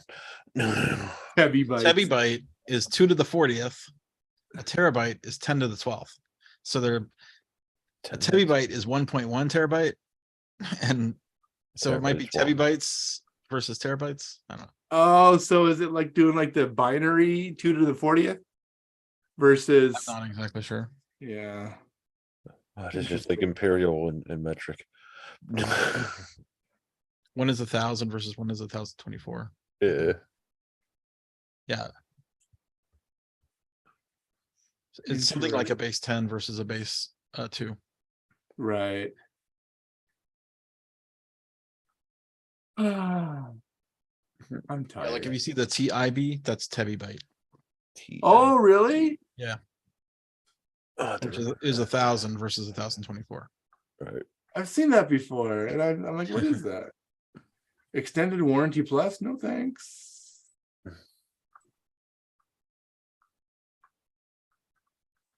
I still can't believe Synology couldn't tell me the manufacturer stats based on the serial number when I gave it to them. Yeah, that's stunning. That's like I feel like you critical could have fail. typed that in somewhere and like, was nothing something to look up?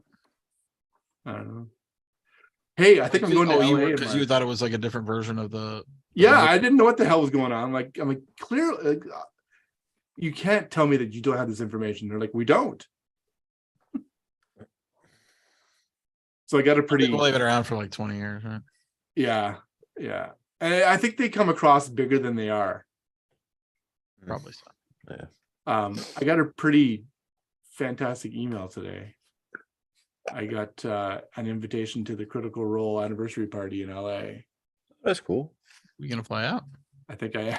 You gotta call Lincoln if you go out. Yeah, Yeah. You try to meet up. yeah, for sure. When is it? March 10. That's soon. Yeah, it is. That's real soon. It Like what? is. It's like 3 weeks away. Yeah. Yeah. Get a good So price. I'm like, I can't justify that expense to go for that. And then Yeah, you can. You never know, though. I mean, I know. I try to figure out how to justify it. I was talking to 'Cause Giselle. I feel she like was there's some other things that could happen. well, exactly. Yes. Like the network in Yeah. there alone. No, right? no, yeah, you gotta go. Giselle's like, do you not want to go? I was like, I totally want to go. She's like, well, maybe you should think about it then, Yeah. which is not the answer I thought I would get from her. But It's always a plus.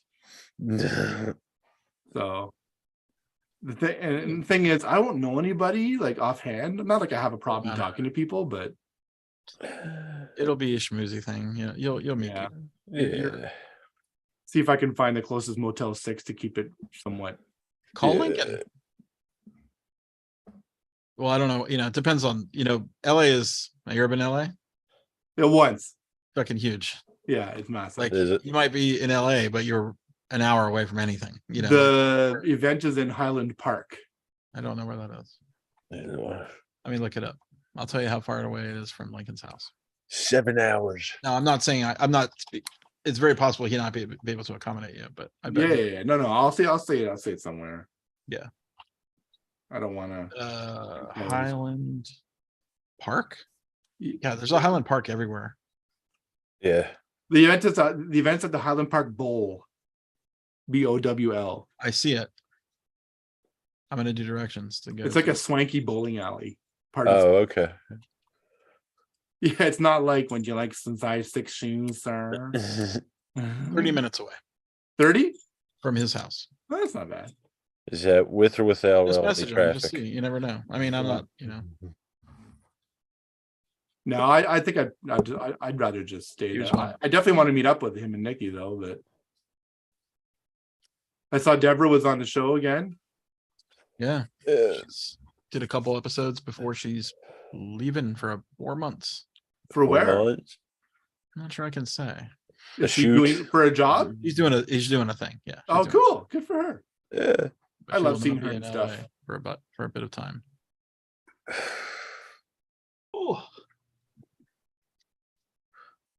that's cool. Oh, Yeah, Scott, it's awesome. what's a decent neighborhood where I get a cheap hotel by the air, or between Dallas and the airport? I guess.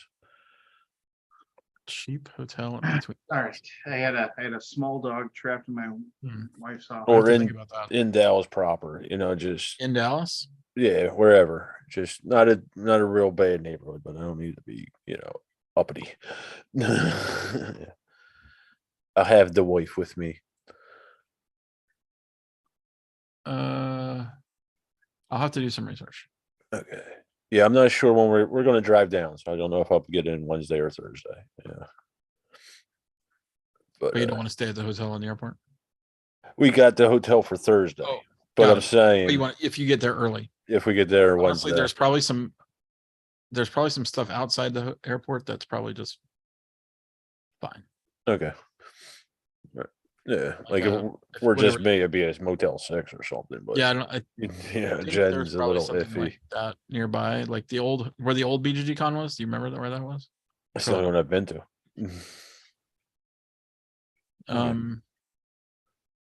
The one though in the Westin. There's a Westin like right outside the airport. Like that's where BGG con used to be. Oh, okay. You mean way back? And there's Okay. like a Red Roof Inn right there. Like that's pretty close to the airport. All right. Yeah, we'll look into it then. All right. All right, All here we right. go. Initials. Initials. Oh, here we go. HH. Oh, this is gonna get us Double banned. H, baby. H. HH. HH. Do you have friends that say H? No. I do. You say Can I- H or H? No, I have friends that do. I don't say it. and if they started, I'd stop being friends with them. Oh, would you? You'd call it a day over that? Actually, hold on. I'll be right back. I gotta Draw the line somewhere. take my meds. I'll be right back. Okay. All right. Da-da-da-da-da-da. Di-di-di-di-di-di-di-di.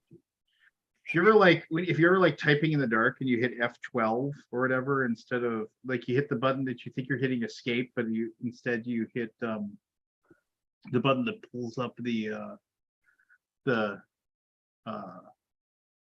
what's I'm looking for here. So you try to hit backspace, but instead you hit like the weird function button that pulls up the status for that particular website or whatever. That's like F12.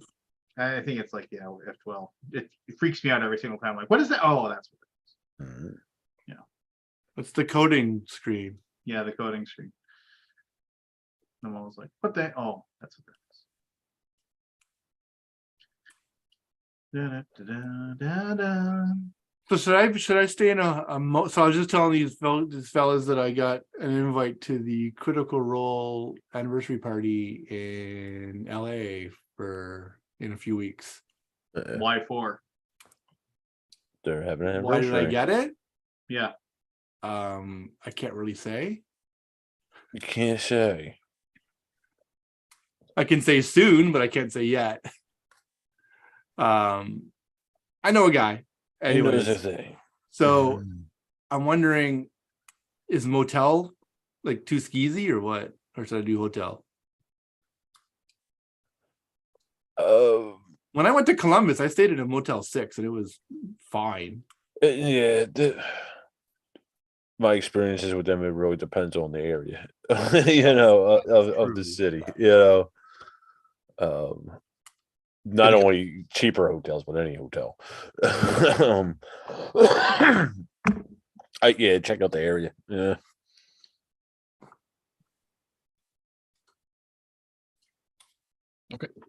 All right, so here we go. Here we go. Here we go. This is weird. I need more light down here. Oh well, I'm fine. I'll just read in the dark and ruin my eyes even more. Okay. Featured in 1999's Muppets from Space.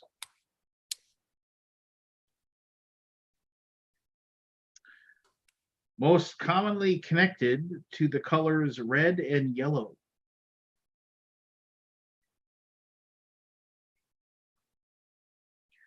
Appeared in the Rocky film franchise.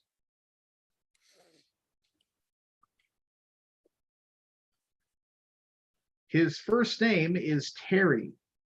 Matt, Go ahead. Hulk Hogan. Hulk Hogan. What's his last name? Hogan?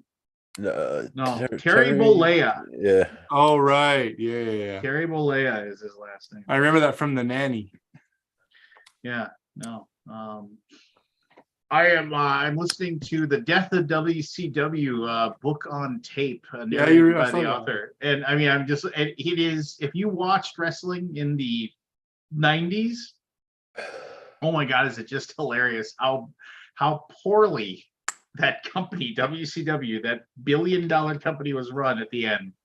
They lost their minds, basically. All right, here we go. Number 2. Connected to the number 31. Was paired with Charles Curtis.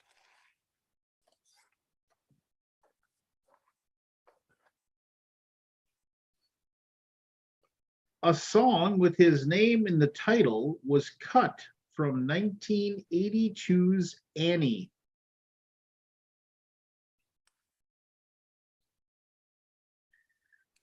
Died in 1964.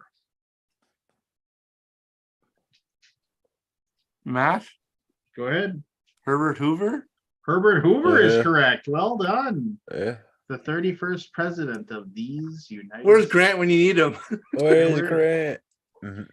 He's too cool for this show. Here we go. Number 3. Known to be buried.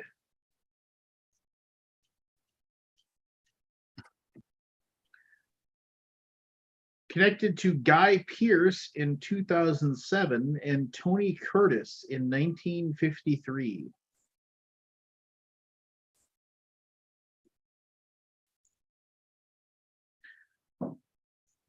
Was born Eric Wise in Budapest.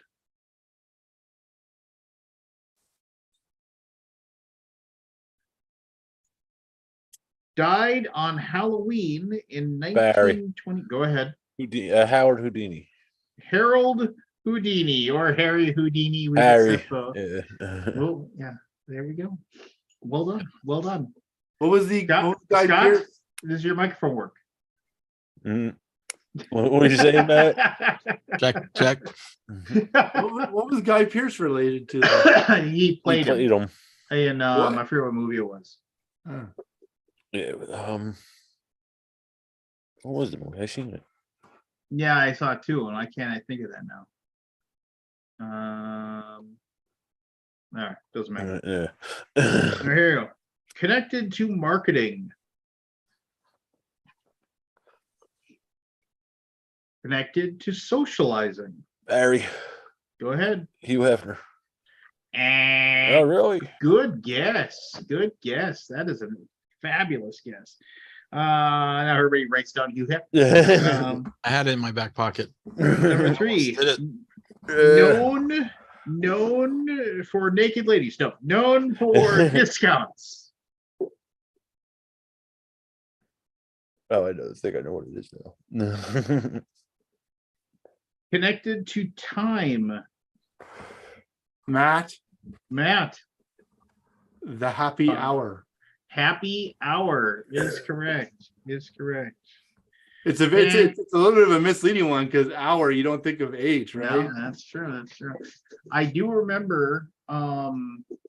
I mean, I remember like when we get done playing softball, we would, before we went to the bar that sponsored our team, Chubb's Pub, we would go to there was happy hour that went on for another like hour or 2 hours after, and it was like at a TGI Fridays. Remember those places? We don't have one anymore in town.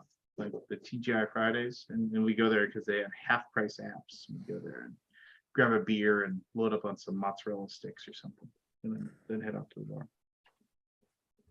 Half price apps, baby. Let's see here.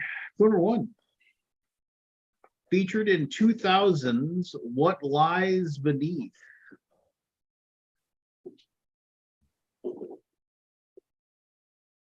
Featured in 1988's Beetlejuice. Matt, Go ahead. haunted house. Jeez, Matt, where are you going? These are like, How did you get that? yeah. There was not a haunted house in What Lies Beneath. Well, there's a house and it was haunted. So, I mean, I again, don't think so. I think it was underwater, wasn't it? well, I mean, but Harrison Ford yeah. drowned Michelle Pfeiffer. Sorry, spoiler. Oh my No. God. Something like that. Wasn't that the? Wasn't Yeah, that one? yeah. I remember one of my favorite old Norm tweets, and then if you go to normjokes.com, it's on there, but it was like, if we want to have a successful war on terror, I suggest we start going after our nation's haunted houses. Just, Oh, I guess there was a haunted house in that one. But it was, I don't want to spoil it. well, that Not what I 25-year-old said, movie. by the way. Is How good did the trailer for the new Indiana Jones look on the thing? It looked good. I'll go see it. Nothing for me. I mean, I like the younger Indiana Jones. I'm curious to see how much they'll show of that. Yeah, and and the Guardians of the Galaxy. That looks good. And the Flash, even though Ezra Miller sounds like he's surprised they're putting that out. He They sounds got it. well, they They spent just- so Got a much little money on that. controversy. They What's that? spent They millions spent on so much that. money, but I mean, and I will They could have digitally fully, changed it. I will fully admit that like when he comes out, he goes, "I'm Batman." I was like, oh, that was like, Really? I That mean, was pretty good. come on, man. And that was, I mean, sorry to divert from the game. I was getting ready to go pick up. I was a senior in high school, and I was getting ready. I was having a quick breakfast. I was driving to my girlfriend's house to pick her up, my high school girlfriend. I was driving her house, pick her up, take her to school like I always did. And they had on the radio, they had caller number 9, whatever, win something or whatever. And I called in and I won it. I got caller number 9, and it was to come in and have lunch on air or whatever, like you so it was like, and so like I got to go on like a whatever, I don't remember what it was. It was like, so me and my girl, we got like on a Saturday, we got to go to the radio station, and they had like free lunch, and you just kind of hung out and stuff like that. And I remember the guy said to me, and he was just like, but that same radio station was running a thing where it was like the sneak preview for the Batman movie. They were giving away tickets to it. The day before, you could go to the theater and you could watch the day before. And I kept trying to win it, kept trying to win it because I was, obviously a huge comic book nerd, and I really wanted to go see the movie. And I kept trying, never won it. And I said to the guy, like, "Hey, did you have a good time?" And I was like, "Yeah, it's funny." I was like, "The only reason I was really listening to your radio stations because you guys are giving away the tickets, and that's what I was really trying to go for." And then he was like, "Oh, it's like, well, sorry you won this." I was like, no, this is nice. We got to eat like Burger King or something. I don't know. And then right before we left, the guy left the room, and he came back and he handed me 2 VIP tickets to the movie. And he was just like, "Here you go." I was like, "That's super sweet, dude." And he's like, "Yeah, don't worry about it." So yeah, I remember and then went to go see. I got to see the movie a day before. I mean, that actually I didn't have to pay for it or nothing. I love sneak previews.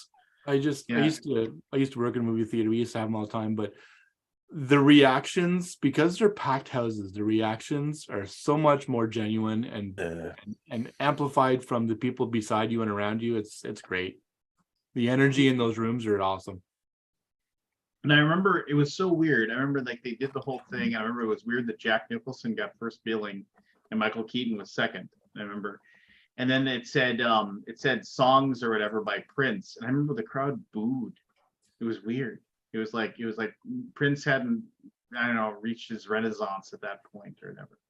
But I remember the crowd booed when they sing. Anyway. So anyway, Michael Keaton is Batman again, even though he's like 8,000 years old. I'm looking. He's not that old. He ain't young. So here we go. Number one. Connected to Val Kilmer in 1993's True Romance.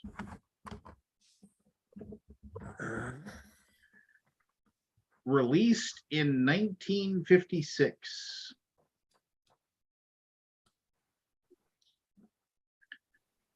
Connected to Billy Joel in 1992's Honeymoon in Vegas.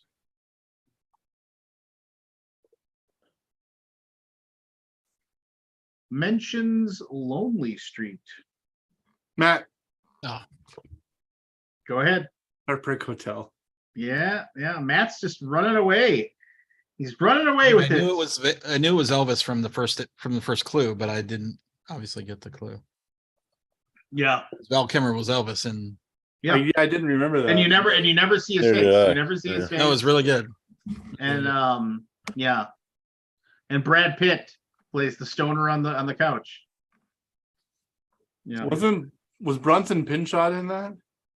He was the and he gets killed. He was the guy that got caught with the cocaine that tries to turn in his movie producer boss. So that was, I mean, the background behind the movie was that Quentin Tarantino wrote the script and he really wanted to he wanted to do the movie himself, but he couldn't. He had to sell the script to get the money so he could do Reservoir Dogs. And I didn't Oliver Stone do that movie? Sure about that? Yeah, I mean, that's what I remember I feel like reading. Reservoir Dogs came out first.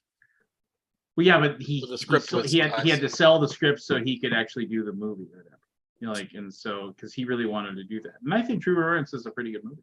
It's got a couple of iconic scenes. The scene between Christopher Walken and Dennis Hopper. They have the conversation. Tony Scott, yes. There you go. Yeah, Bronson Pinchot. And then anyway. And in the original script, Christian Slater's character dies. He doesn't live. But anyway. Doesn't he die at the end anyway? He gets shot. No, he gets shot and He gets shot pretty. but then they're on the beach and he's got I mean, think of all the people that are in that movie. Up and down, like even who's his face? Tony Soprano. I can't think of the characters. James Gandolfini. Yeah, James Gandolfini plays the hitman. God, why can't I think? I'm horrible with names. So the guy who played the sergeant in Saving Private Ryan, he played one of the cops.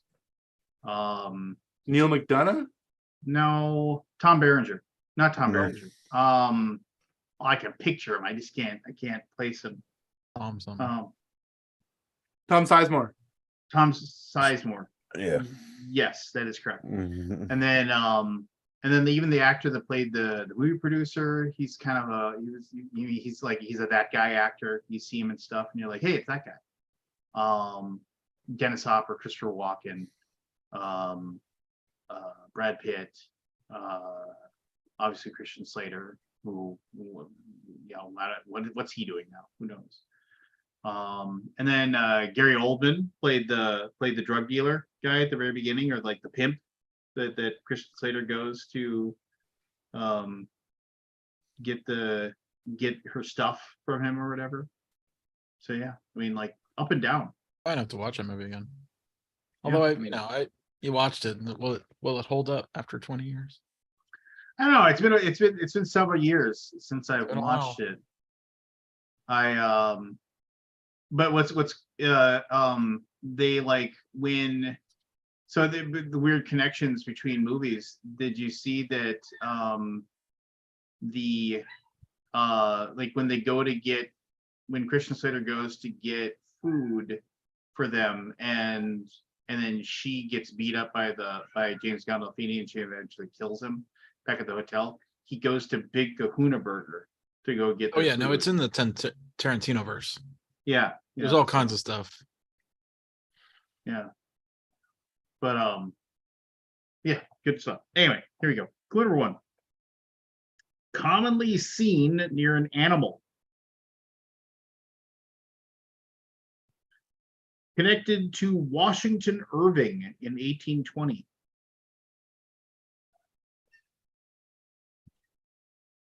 Connected to Christopher Walken. Aldi. Headless Horseman. Headless Horseman is correct. Connected to Christopher Walken and Ray Park in 1999. Ray Park did the stunt work for the Headless Horseman. Did all Not a like good movie. yeah. It wasn't bad. I wanted thought to it like was- it way more than it did. Yeah, I did too. It wasn't It's not bad. like a But you're on the board. what's his So- name? Yeah, I'm on the board. That- What's his face? Crazy guy. Tim Burton. Tim Burton. Yeah. Not good.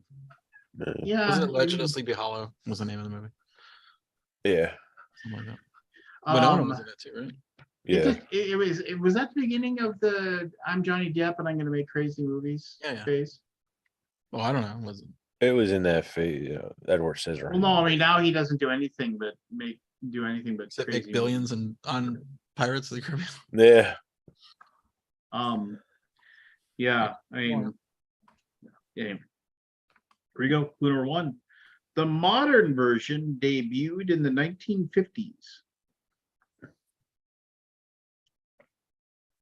Appeared in 1994's The Hudsucker Proxy. Aldi. Aldi. It's for the kids. The hula hoop. No, it's for the kids. Hudsucker Proxy is a weird movie. You know, for the kids. Forget. Mhm. One of the weaker Coen Brothers movies, if we had to be honest. Probably Well, those something. Coen Brothers. Yeah. Yeah.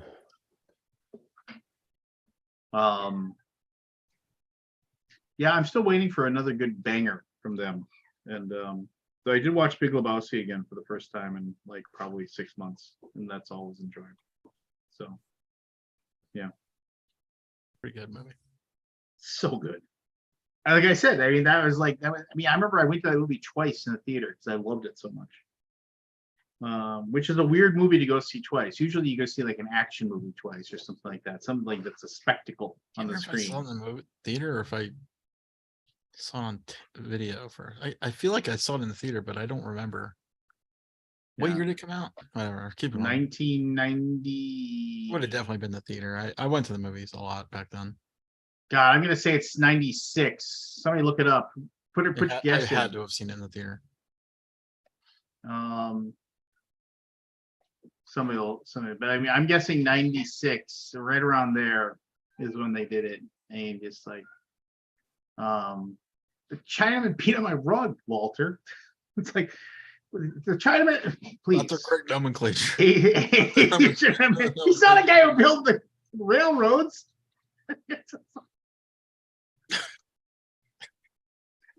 and then That's not like, the correct nomenclature, dude.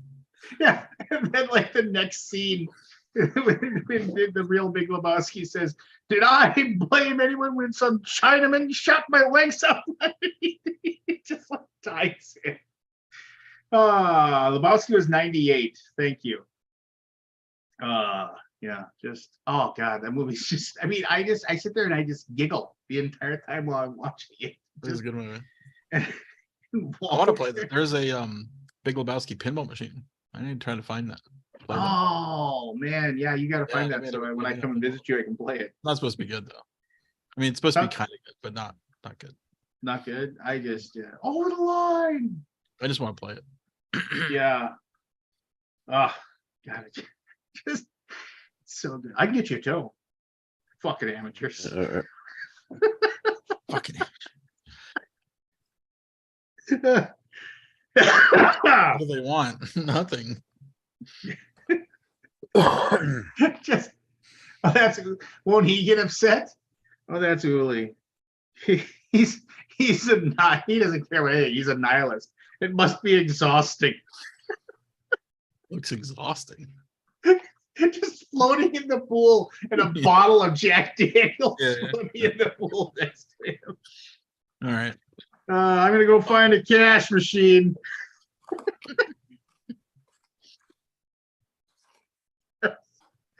Oh my heavens. You can imagine what happens next, Jeffrey. Does he fix the cable?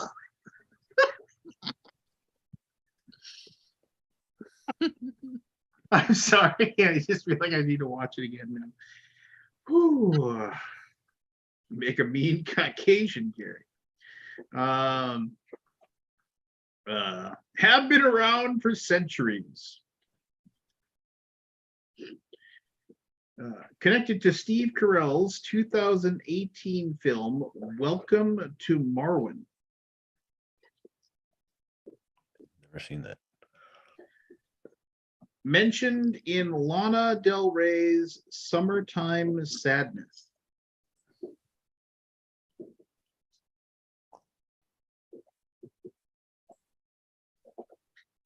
Commonly connected to pinup girls. Aldi? No, never mind. Ignore that. All right. Often seen on a runway. Final clue. Connected to wedge, cone, platform, pumps. Matt, High heels. high heels is correct. What is that dog doing? Topper. Get over here. What are you chewing on? Dapper. Oh, the runway. Topper, get over here. Come here. Come here. Ugh. He's getting big. What'd you call him? Copper, Hopper. because he's copper colored. He's a brown husky. Oh, Copper. you are antsy in the You pants. ain't gonna get me, Copper. Well, he's named after Fox and the Hound. The dog's named Fox and the Hound too. So, all right, here we go. We got, I think Matt's won this. We got 5 left. Run the table, either Barry or Scott. You can tie it. Stranger you go. things happen. Connected to New York. Debuted in the 1970s.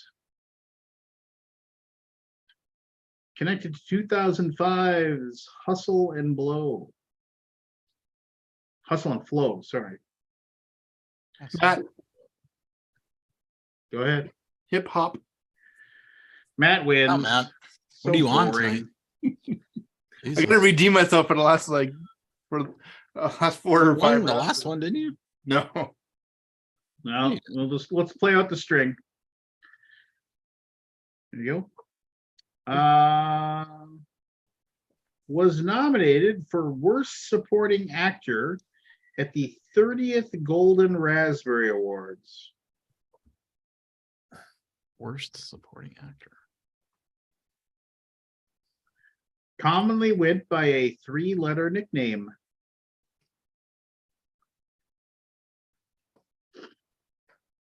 Died in 2017. Matt. Go Oh. ahead. Oh no, I don't think I got this right. Hugh Hefner. It Hugh is. Hefner's correct. Yeah. Hef Half, right? I guess the answer is true. Half. had a famous home. Once said, spending eternity next to Marilyn is too sweet to pass up. What was the? Because he bought the funeral plot next to Marilyn Monroe. What was the Raspberry Award for? I wonder. Oh, I forget what movie he was in. I remember seeing that. It was just like a bit role, if I remember. What was the New correctly. York thing? I thought he was. Yeah, club, the Playboy. money, the Playboy clubs, Chicago, New York, LA, I think. There was no New York clue.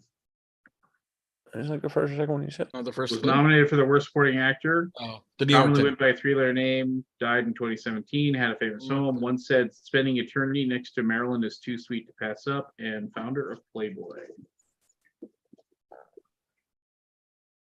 So there you go. Day. Connected to Bruno Mars. Connected to one of the greatest television shows of all time, Magnum PI.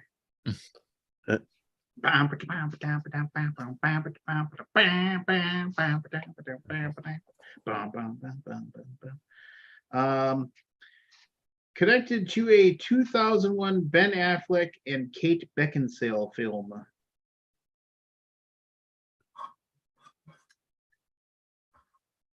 The first word translates to sheltered bay.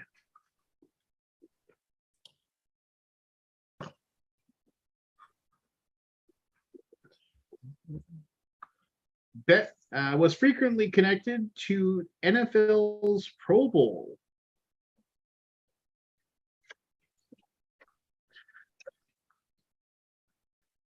The birthplace of Barack Obama. Barry.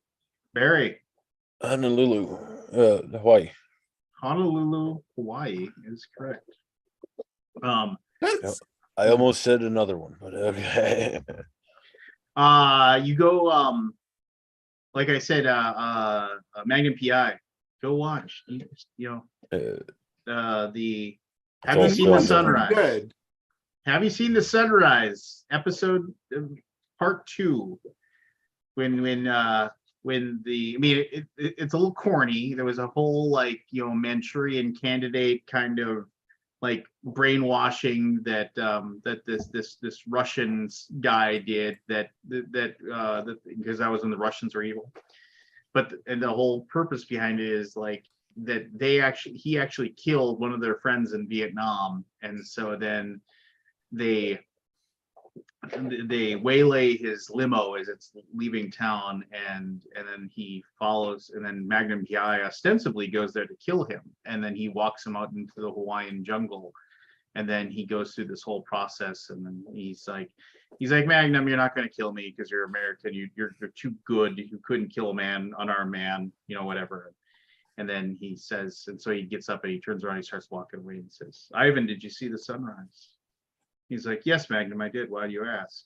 And he just turns around. The final scene is like the gunfire. That's just the gun shooting. That's the final scene. Because it's your last one. Yeah, just did you see the sunrise? I did, Magnum. Why do you ask? Just without a word, turns around and blows him away. So it isn't weird. The Russians are still kind of evil. But anyway, at least one. At least there's one. Here we go. 2 left. Derek Zoolander had a blue one in 2001.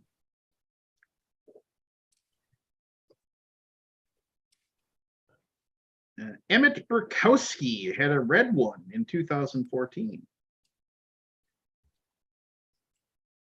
Can be connected to Mr. Potato Head.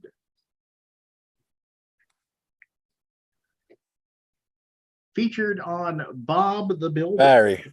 Barry. Hard hat. Hard hat is correct.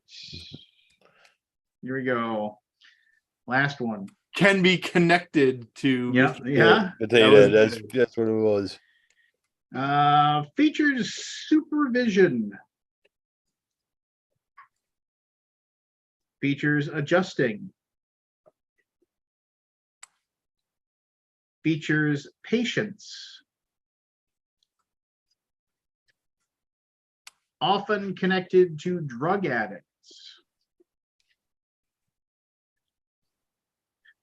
In Canada, they're often called a commonly in Canada. Ready? Ready? Canada. In Canada, Matthew. Let's buzz in, Matt. They're often called a community-based residential facility. Aldi, Go ahead. halfway house. Halfway house. I've never heard them call that. Really? Group home, halfway house. That's what we call them. Fuck. Some part of Oh. Canada, they call them that. I love when I guess- Americans make Canadian things. uh, And I feel like there's better HHs in that. I had like a zillion HHs. Like what else I did you had have? Howard Hughes, Howard, Oh yeah. Hudson Hawk. Hudson Hawk would be really good, actually. Helen Hunt. No females Yeah, there. Helen Hunt. Yeah. Yeah, I don't know. I don't know what to tell you. All right, GG. GG. So after I took away my son's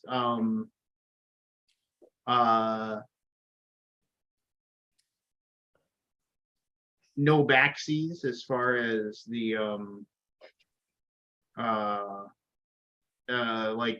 with chess, like because I was like before he would make a move and I would say, are you sure you want to do that? And then he'll look at it and he'll take it back. After I took that away when he almost beat me, I'm back to crushing him all the time. So I'm so No backsies now, or well, I don't give him backsies, you know. Okay. So like he'll get locked in on something and then he won't. And then so that I'm like, all right, yeah, you're locked in, and so but then so then I'll he'll get locked in with that, and then I'll like, but now I won't let him do that.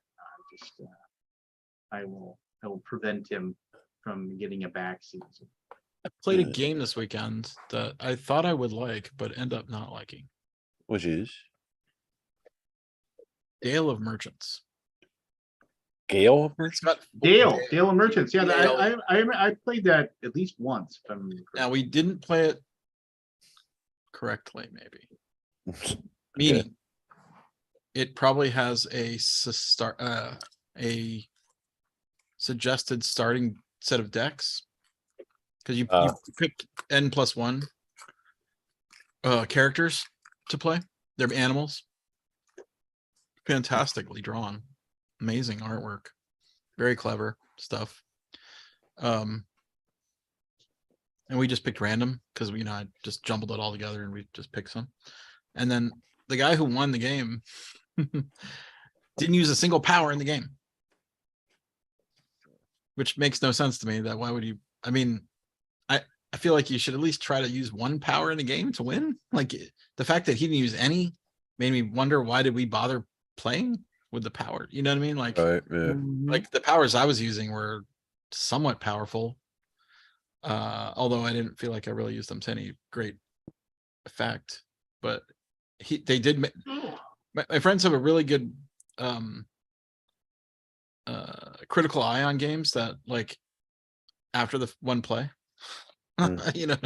like they basically said all powers are stupid because it takes away from the core mechanic of the game.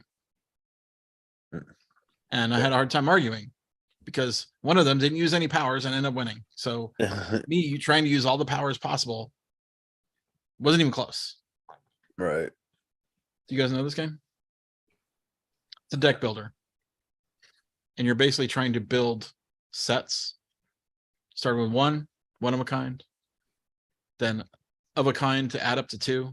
And it's like they have values, right? So you have like 1 through 4 or 5, something like that. And they're all animals, right? Animal like clans or whatever. And so you have to, if you want to build a set, you have to use all of one animal type. So squirrel, 1 squirrel or 2 squirrels or 3 squirrels or 4, like you have to add, and they don't have to be the same. So you can do 1 squirrel, 2 chameleons, 3 penguins, 4 monkeys, right? Like you have to use the sets. And then the first person to get to 9, I think, wins. I played a similar game with birds. Birds. Yeah. What was that called? Don't know, man. It had all these different Gale of types of Fortunes, birds, by the way. and there was like a Um, grid of bird cards, and you can only take the ends or. Oh, that one's good. Q-Birds. Yeah, I love quite that like game. that game. I really like that game. But it was weird. So like we played this Dale of Fortunes and we learned the rules, and it's kind of a lot of rules. Hmm. Not really a lot, but enough to make it like not teachable in 2 seconds. And then we played, and then I'm doing powers, and one of the other guys is just like, okay, I'm gonna buy you use your cards to buy cards. Yeah, So Right. you just did I'm straight buys. using 2 1s to draw a 2. You get 1 buy. And then you basically the core of the game is buying a card to get a card, or paying cards to get cards, and then using those cards to build sets, Yeah, the matching sets. yeah. And we played for like an hour, and then he goes up. There you go, number 9 or whatever. You played the 9th set or whatever. I don't remember the numbers. I was at like set 5 or 6. Yeah.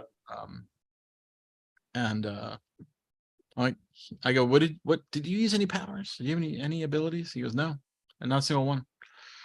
Hello, Evan. I'm like, okay. Hello. Hey, Yeah, I played Dwellings of Eldervale for the first time last week. What'd you think? good game.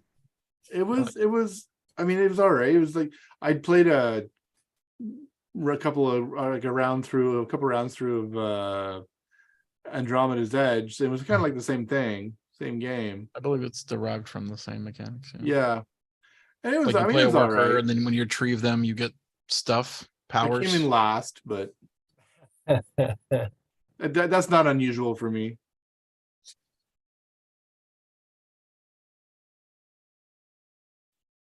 So, what you play on Tabletop Simulator or something? No, I played it in person.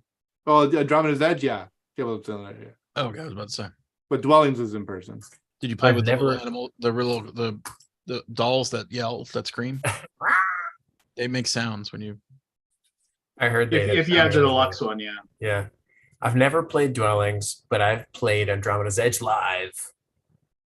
The opposite. With Peter? At Gen Con?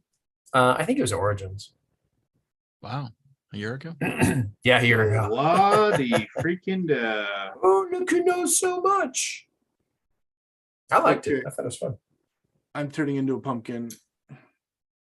He's pumpkinizing. Had to lay the smackdown mat and then leave. Man, What Crush SmackDown everybody did I and lay leave. down?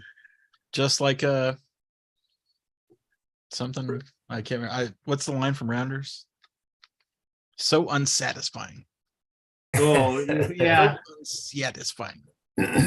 Yeah, the worst fucking Russian accent. Yeah, the in worst world. Russian accent ever. Oh, he just totally chewed the scenery, which was the best. You know, he just and it's like everybody was talking about that movie, like, oh, it was such a great poker movie, but like it's like literally Like like the only poker movie. well, but it's Well, there's a also few. it's like There's a few. Cool Hand it's Luke. also some of the worst Poker? poker I don't remember. that's ever been played. I mean, it's Really? just like you watch as they play, like how they act at the table and things like that. I mean, But it was run by real poker players. They were on consultant. I don't know, man. There's a lot of stuff now. Like when you watch it, it's just Casino like Royale is the worst poker. What was the one with Robert Redford? Right? Wasn't there? that. Robert Redford was Sting? the Sting. Yeah, that That was was a fun. poker one, right? Yeah, it was Yeah. poker. Yeah. The final. Well, Sting that has poker. that great scene with Paul Newman and who's playing the drunk and Quinn. I can't think of the guy's name now. Yeah, Quinn. He plays Quint on Jaws. Why can't I think of his name right now? No, and he's the mark, right? And so then Yeah. so he pisses him off enough to say, hey, set me up a deck so Yeah. I'll have 4 9s and he'll have 4 3s. Yeah. And so I can get a bunch of money off of him. And then, but since Paul Newman knows that's Robert what he's Shaw. going to do, Robert Shaw, Paul Newman knows that's what he's going to do. He sets up his own hand and he Yeah. has his own cards. And then so he's like 4 9s. And he's like, 4 jacks, and so what is he gonna do? It's like, no, I cheated you to like have those. Yeah. But then Shaw knows that he's a grifter too, so then of course it's all a big lead up to a pretty big moment. And great movie. First Sting is a really, really, really good movie. Highly recommended. And Newman and Redford really have a lot of fun with that one. Highly enjoyed it. It's good. Sting. There's some other poker movies, but Rounders is pretty good. I watch it. I usually rewatch it actually.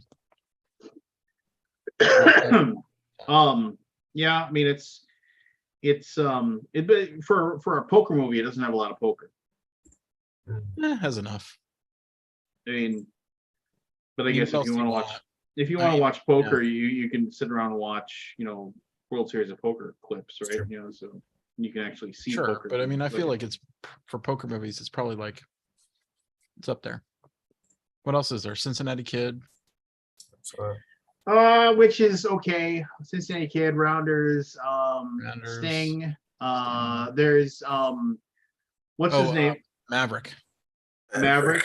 I like Yep. Maverick. Thought it was Maverick's pretty good. good. Yeah. There's that one movie that's all about the woman who runs the poker. Yeah, that one's pretty good too. But it's not a lot of poker goes No, on. not a in lot of that poker. one. It's. But I like more- the business side of running a poker, Yeah. illicit poker room. Which I thought was cool. What was the name of that movie? Molly's Something's Game. Molly's Molly's Game. Molly's Molly's Game. Yeah.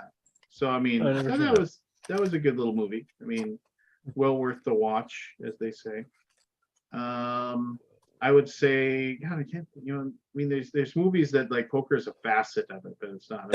Like the like there's movies where poker was Yeah.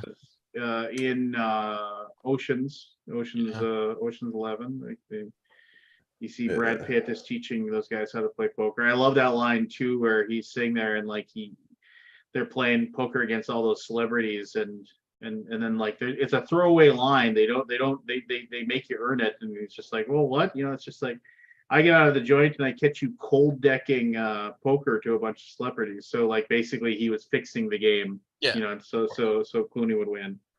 If you don't pay attention, you don't notice. That's what he says. Just like, it's just they don't make, which I liked. I like the fact that they didn't like Robert. It's a popcorn movie, but as far as popcorn movies go, Ocean's 11 is a I love that really, I watch really I good rewatch movie. that movie many times. No problem. And Ocean's 12 is kind of a not great, but I Ocean's don't like 13, any of the other ones. Ocean's 13 is not bad. I kind of enjoy. I enjoy. I enjoy. remember. God, why can't I? Bob Einstein as Matt Damon's dad is in there. Oh, okay. I I mean, it's all right. It's not. Oh, it's no Ocean's 11. Yeah. Ocean's 11 has like, I mean, 12 is just garbage. 12 was garbage. They did. It's like they 13 didn't is know what they were okay. doing. What about 14? What I really liked 15 was liked better. about it was 15 is better. I like the one with the ladies, the women. This is that I've 14? never Or seen should it. I think of gotta what it watch was it. called? Good. Yeah, it's worth watching. Honestly, it's pretty good. It's, I- The I don't know. dialogue in Ocean's 11 was it's Ocean's 8. I think is the. Oh, Ocean's 8. Okay. Yeah, it's only 8, but it's good.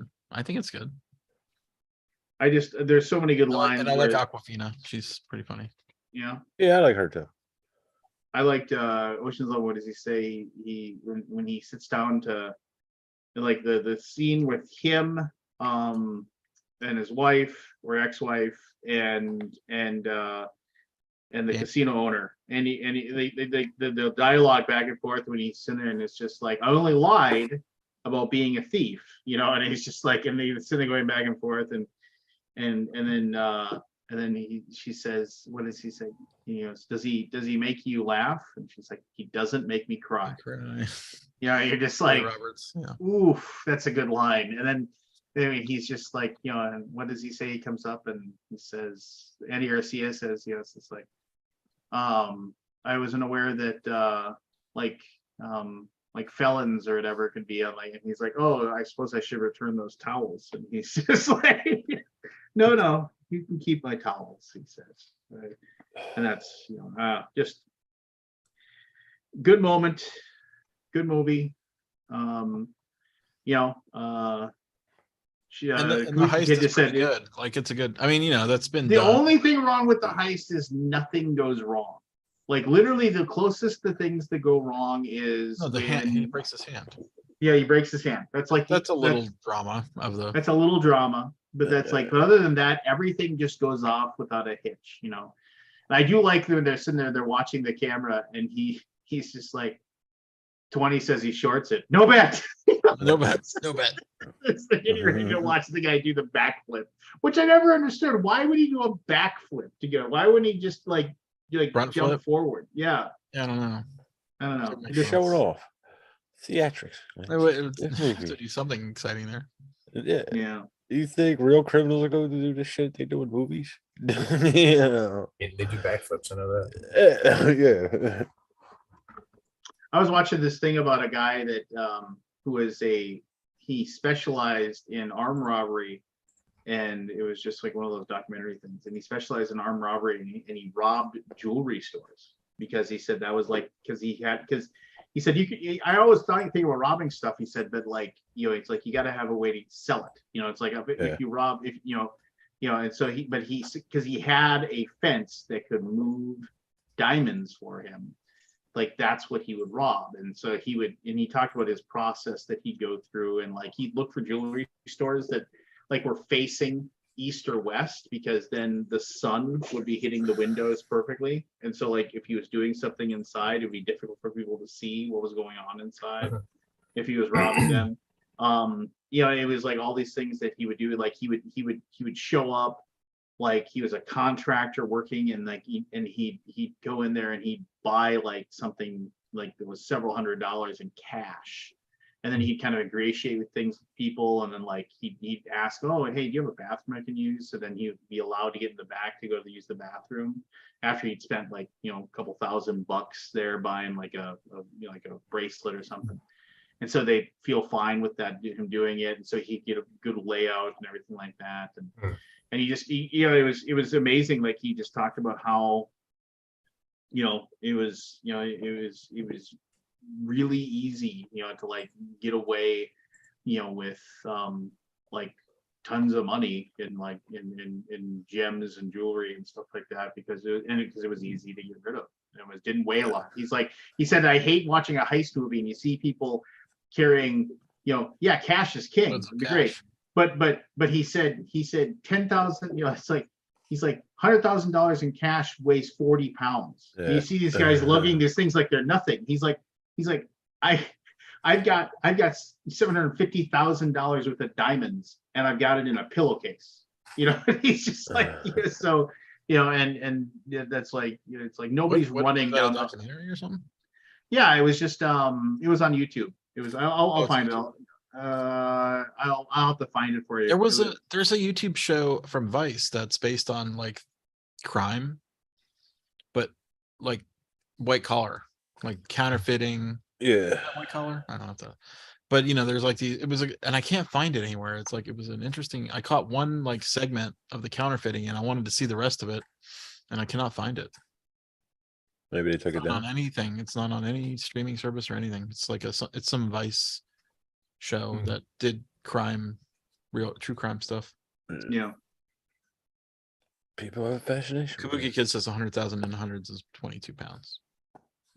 Yeah, Lance. I'm sorry, I didn't remember. It's 5 times that if it's 20s. Yeah.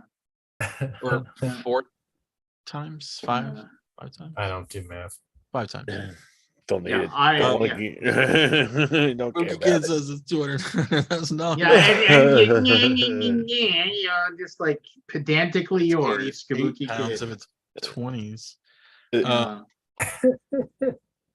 Out of Sight was pretty good too, but that is no poker or gambling in it. It's just a heist movie of sorts. Out of Sight. So I mean, I remember one George of Clooney, J-Lo. and I may have told you Oh, this yeah, story yeah. before, and I Genie? apologize, but one of the like stupidest arguments I ever got in with like a relatively good friend of mine. I used to work with him, and we were really good friends when I worked with him. But then, of course, when you don't work together anymore, you kind of lose track of one another.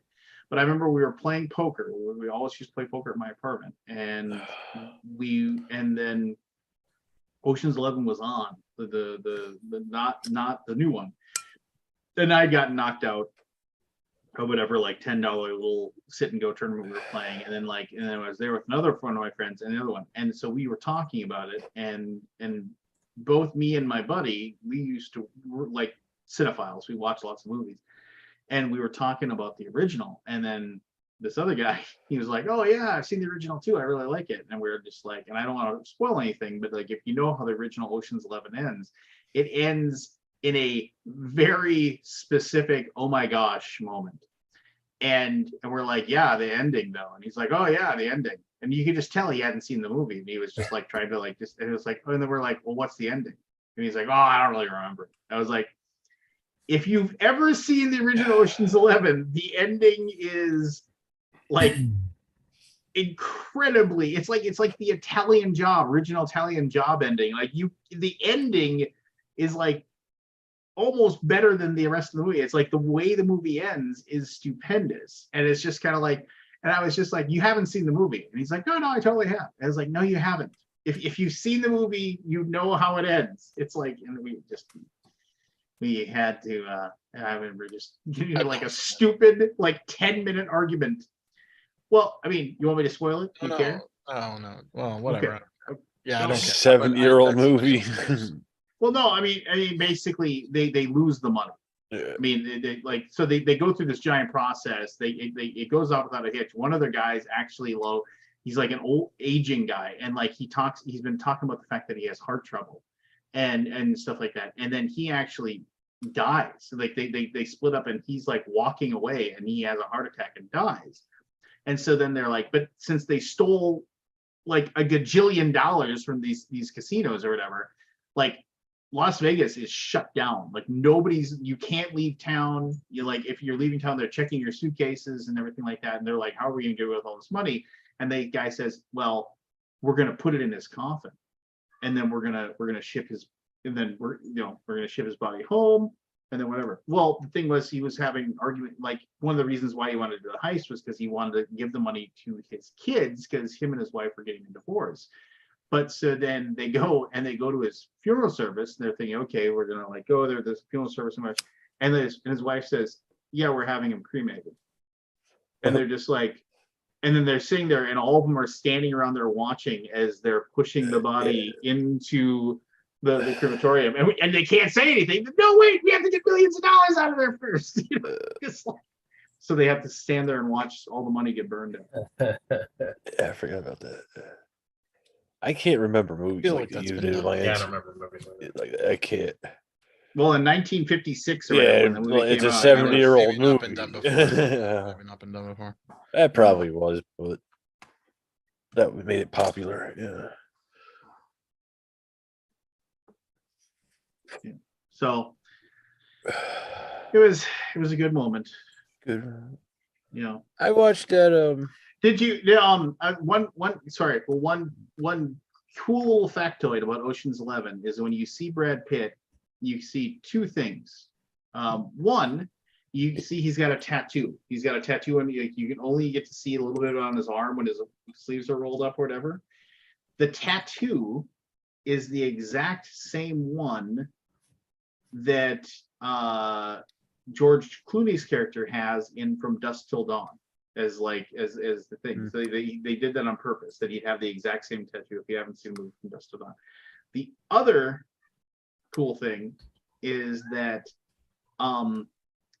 when Brad Pitt agreed to be in Ocean's 11, he asked somebody about, I think, what's the director, Steven Soderbergh? I think that's what it is. I can't remember the director, but he said, what's it like working for him? And the guy told him, he's like, he takes super long takes, and he doesn't let anybody break to go get food. You're going to get hungry, so make sure you stock up. And so then when the director is like, we need a quirk, Brad Pitt said, how about my guys always eat? Like he's always snacking on food. That'll be my quirk. And he's like, yeah, let's go with that. So you see in the movie, there's all these scenes like he's sitting there and he's like got a sandwich or he's got some nachos and he's like always snacking or whatever. And he did that on purpose so he would never be hungry. Like, you know, it's like, oh, I'm just doing take after take. I'm always just eating a sandwich or having a taco or eating some popcorn. And that's why Brad Pitt's character is like always snacking on food in Ocean's 11.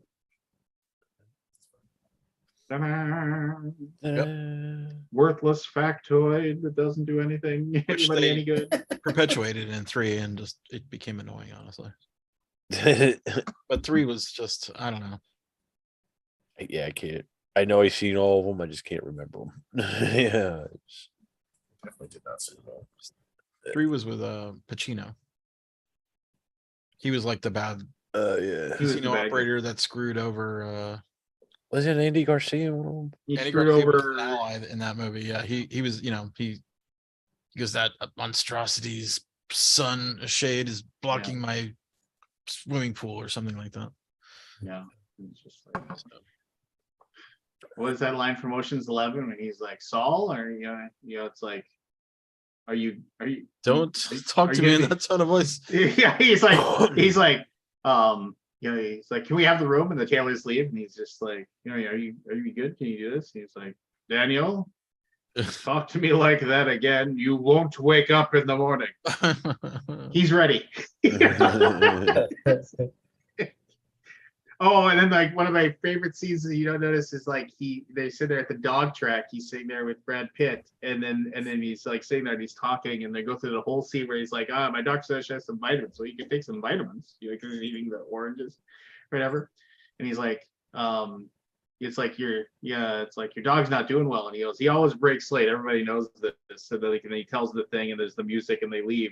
And if you watch the dog races, there's this huge pack of dogs goes by, and then there's one dog. Like, wait, behind all the rest of them, as he just drops all of his tickets.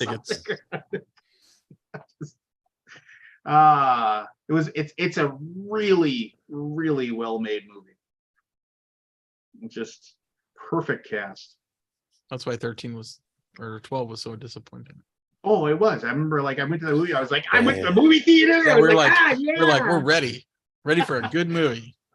12 really hurt you. And I remember just Scott. sitting there. It's like, I remember sitting there. What is going on? I don't remember the plot.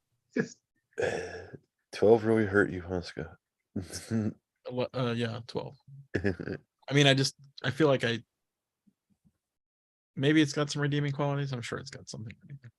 it had the one cool scene where it was like, oh, she looks just like Julia Roberts, and she runs into Bruce Willis, and they have that conversation. That was kind of a neat scene. But other than that, it was just kind of drawn. All right. Anything going down, Evan? Besides, Yeah, talk. I gotta go check on my dog. Give me a few minutes, guys. Be right back. Oh, they're outside in the snow. Not much.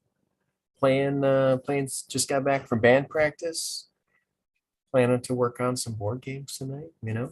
A night like any other night. Mhm. The same thing we do every day, Brain. Try to do the world. Exactly. Mhm. How about you guys? What are you up to? Trying to Same think. old stuff. Wish I went on with Jen. Yukon Spring, I guess, is the biggest thing Yeah. on our plate. Yeah. Yeah. Got to make a t-shirt. Got me a t-shirt. I have some idea. I mean, I unfortunately went into a design by committee somehow, and I have to figure out how to Get out. wrap it all. You know what I mean? Like Yeah. when you have like I feel like the design is good. It's just a color selection kind of thing. Right. And, Are you the final say, or could I you? mean, I can be the delegate that? final say, but I don't usually do that. But when Yeah. I'm not, then some people come up with their ideas, and I'm like, I don't know if I like your aesthetic eye. You know, like it's my aesthetic eye is not as good. You know, Yeah. like I don't agree with your choice of aesthetics. Is Right. basically, Right. and I feel like I'm right sometimes. You probably are I don't right. know why. I mean, I'm not like, oh my god, I got to skip my way or the highway. That's not the way I run Yeah. the company. You know, you can pay me a lot of money to outsource the decision, and then just text me which one you like the best, and then I'll make that and decision. then you make the decision. Be done. Yeah. Yeah. And then everybody will be like, well, it was an impartial third party. There you go. Mhm. Could Boogie Kid, what is my next pinball? I pulled the trigger on a Walking Dead. Oh, did you? I Nice. found a guy and I wrote to him last week or about 2 weeks ago, and I said, I'm using the Pinside website. I found it, and I was like, do I want it? And it was like a pretty nice one, and he modified it and changed the artwork on it and stuff, which Yeah. he changed it to the comic book Walking Dead instead of the real gory zombies that are on it. Right. That's cool. And I wrote him, and he's like, I wrote him. The listing went up, and then 4 hours later, I wrote him, and I said, "Is it available? I'd like to buy it." He goes, "Nope. Someone's coming over tomorrow." Yeah. Wow. In 4 hours, that quick. Like that's Wow. how quick this website is. Like you got to act fast. Wow.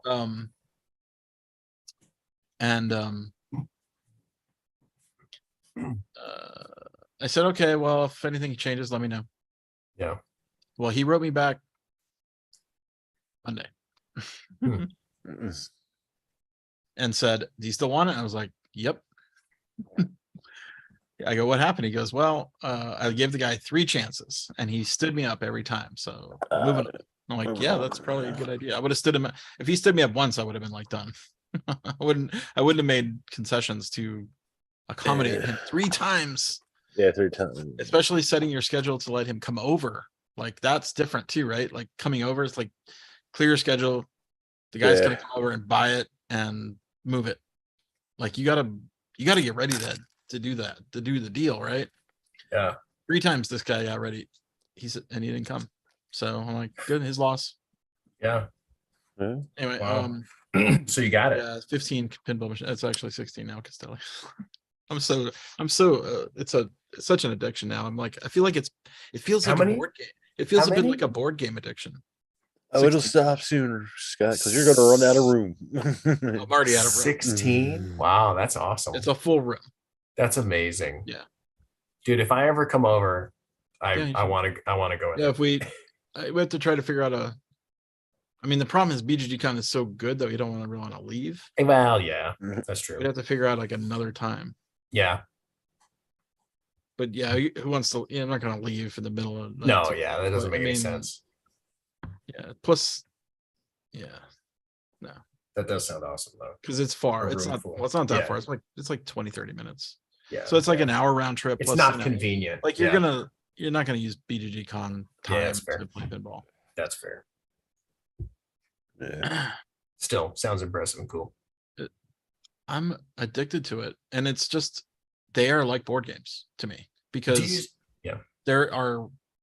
there's depths of levels of the play. First, the Right. skill of it, right? Hitting the flippers at the right time.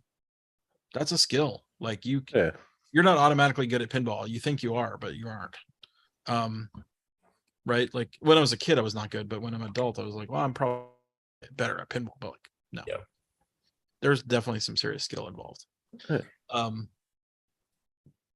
So there's that. Then on top of that, understanding the machine to know the rules and score high. Yeah. Yeah. And scoring high is part of it. And getting a higher score the next time. I mean, we did a tournament last weekend. We played with my group, and some lit under me, man. I put a little competitive into the game, and I turned up.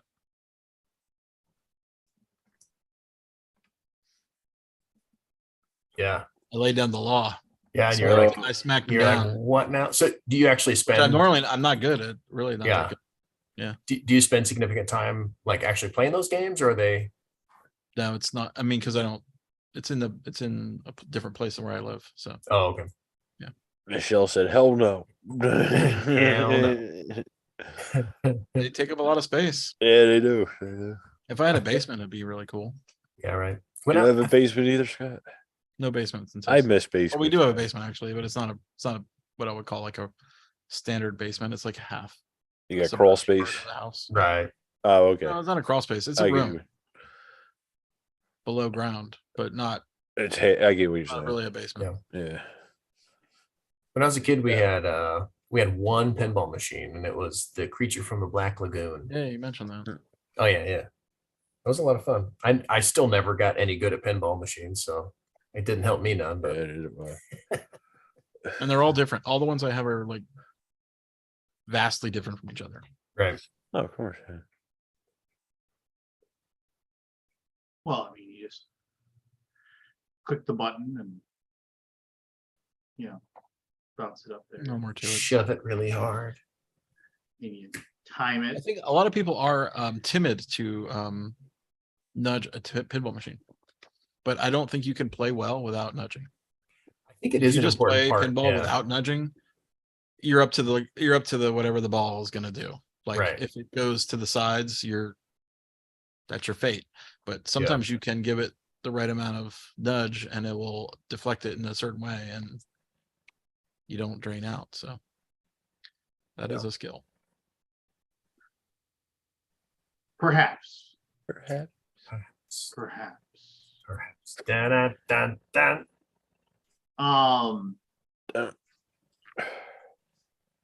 Trying to remember. We've also lowered the tilts on our machines. My machine. So they can't do it too much. I mean, well, you can tilt, but not like that easily. Yeah. Because there's level. I'd also learned about tilt. You know what a tilt bob is?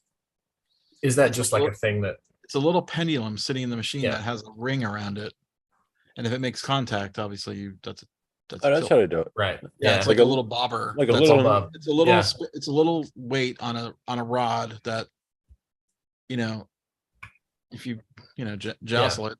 Now, if you and there's levels of tilt. Like it's a cone.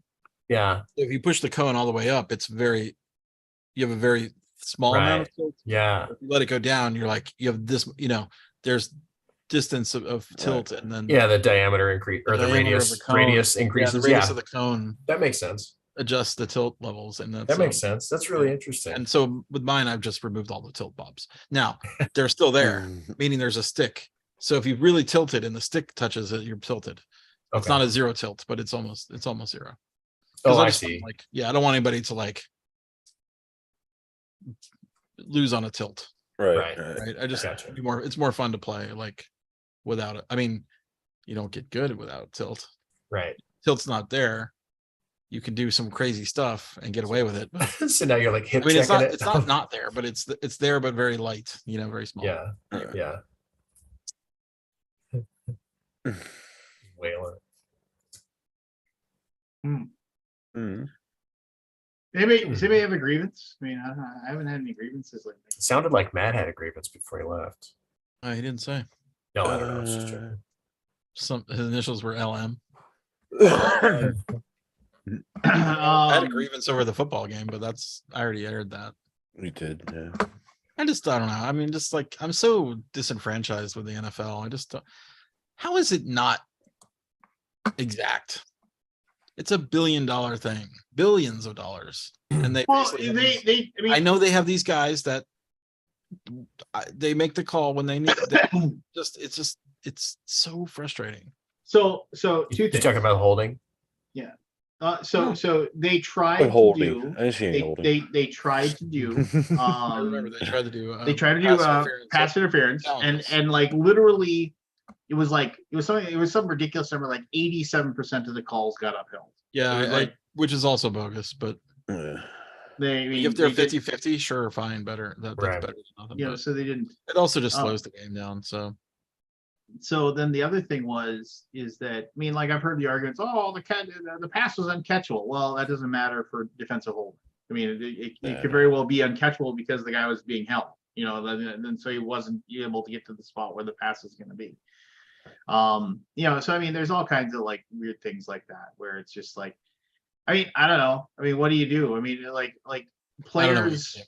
Well, no, I mean, because players adapt to the game, right? So back in this is like 10, 12 years ago, the Seattle Seahawks, I mean, they used to just say, do pass. Yeah, we do pass interference every play. Yeah, because they would sometimes get called and sometimes not. And it's just, and they were just broken. And they were just like, yeah, I mean, it's just like, It's the same thing with the holding. they're not stuff. going They to all call do it. Yeah. They're not going to call it every time. So they just, I mean, did you see now that they're basically going to, because the whole, oh wow, isn't it amazing that Jalen Hurts has been successful on fourth and 4th and 1 quarterback sneaks like 89% of the time. Well, it's because they allow the rugby push, where like Right. basically there's guys that come up right behind them and push them forward. And the NFL is going to get rid of that this year. They're just going to be like, But how is it interesting. illegal? well, because Or they make it illegal. Less it people just hasn't behind been the line. illegal.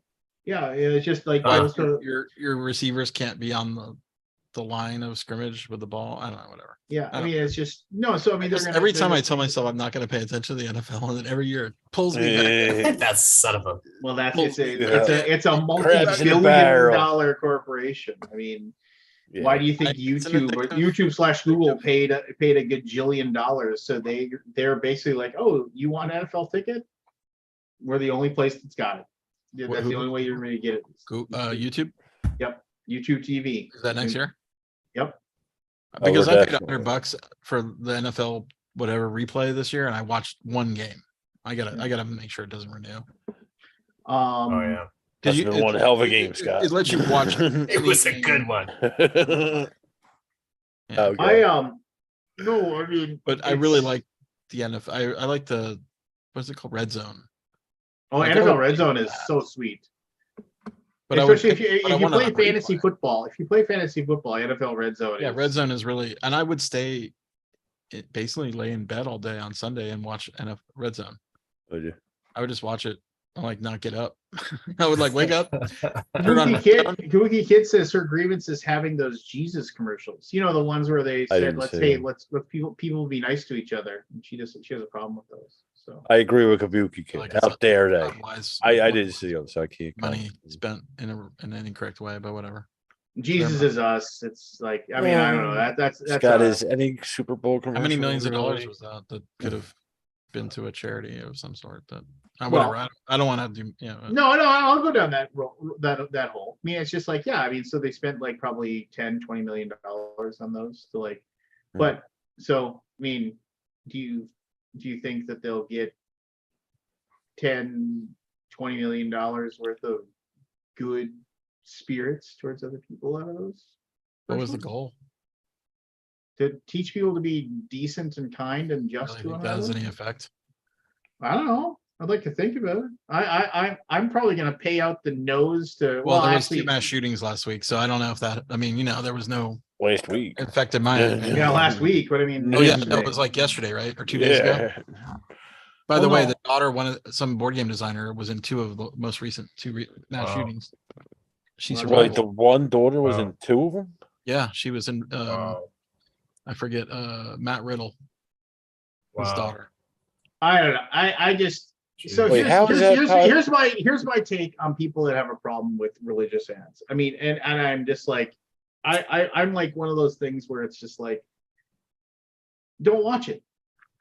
You know, I mean, and it's just like, and I no, I mean, seriously, it's just like, you tune it out. But you can have a opinion about it. Well, you absolutely can. You absolutely can. But I you're don't. wrong. It's not Lance. I hate reality television TV shows. I don't watch them. I think that stupid fucking TV shows that are like, who's the masked singer? And oh my gosh, how are we possibly going to get this house renovated in time? And hey, we're these 2 people who supposedly have no idea what they're doing, but we're going to somehow renovate this hotel and make it. I think every single one of those shows just teaches people to be stupid and more dumb every single second. But I just don't watch them because whatever, people enjoy it. People get happiness out of their faith and their religion, and the vast fucking majority of them aren't diddling little kids. They aren't using their religion to shove it down another person's throat. They're not saying homosexuals are evil and need to be burned to death. They're not. The vast majority of them just, they take comfort and happiness in the community of their faith. And when people sit there and scream about that, like, oh well, Jesus, this sucks, and Christians suck, and this suck. No, there's just take anything you enjoy. I don't care if it's movies, comic books, board games, D&D, whatever. I don't care, whatever it is, your hobby or your interest that you like, that you get happiness out of. There is a fringe part of that you wish didn't enjoy the same thing because they give what you like a bad fucking name. And so, yes, there are extremist people that believe in Jesus Christ, or they believe in Buddhism, or they're Muslim or whatever, and they make it worse for everybody else. But you can't judge all of them by that color. And it's just like, and so it bugs me when people are like, "Brr," it's just, I don't know. You can despise aspects of things, but there's way too much when people take a big giant paintbrush and just decide they're all like this. It's like saying every dude who plays D&D is a nerd living in his mom's basement who's never kissed a girl. It's just like Is that true, Evan? Yeah, I don't know. I've never played D&D. So. Okay. There you go. And so Kabuki said that the group that put those ads up is anti-LGBTQ and anti-abortion. Well, then they fucking suck. They do. They fucking suck. And those people are bullshit. And those people are assholes. And I hope somebody at some point slaps them in the face and makes them realize that like their attitudes is that those two attitudes. But, and this is a huge but, I understand. It's something where it's like, what if putting that ad out caused like somebody to like just be a better person and actually like take that and actually turn it into something that turns. And yes, I understand that those people are probably garbage human beings, but garbage human beings can do things good too. I don't know. I don't have all the answers. I don't know what the answer is. Maybe if somebody thinks differently from us, we should just take them out and shoot them, and then be done with it or something. I don't know. All right, problem solved. Moving on. I don't have all the answers. I don't.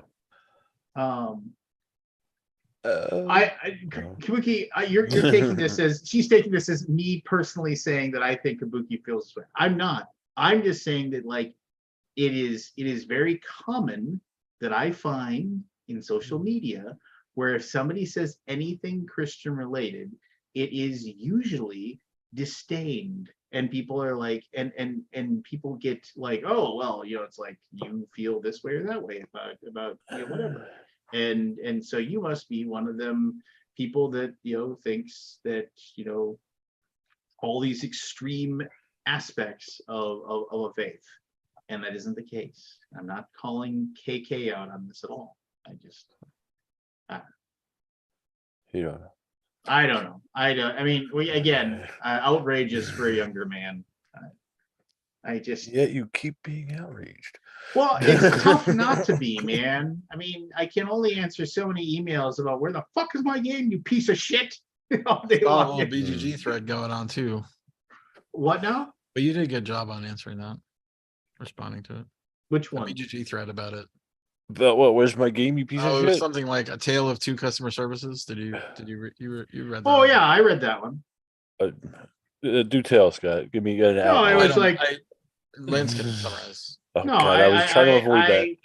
I mean, it's just like I made people aware of it, and then we discussed it internally, and then I went in and said what we had to say, and it's just like, and sure enough, crazily enough, if you go in and say, and be forthright with people, then it's like, this is somebody said, hey, this happened and Gray Fox sucks, and this happened with Stonemaier, and Stonemaier is awesome.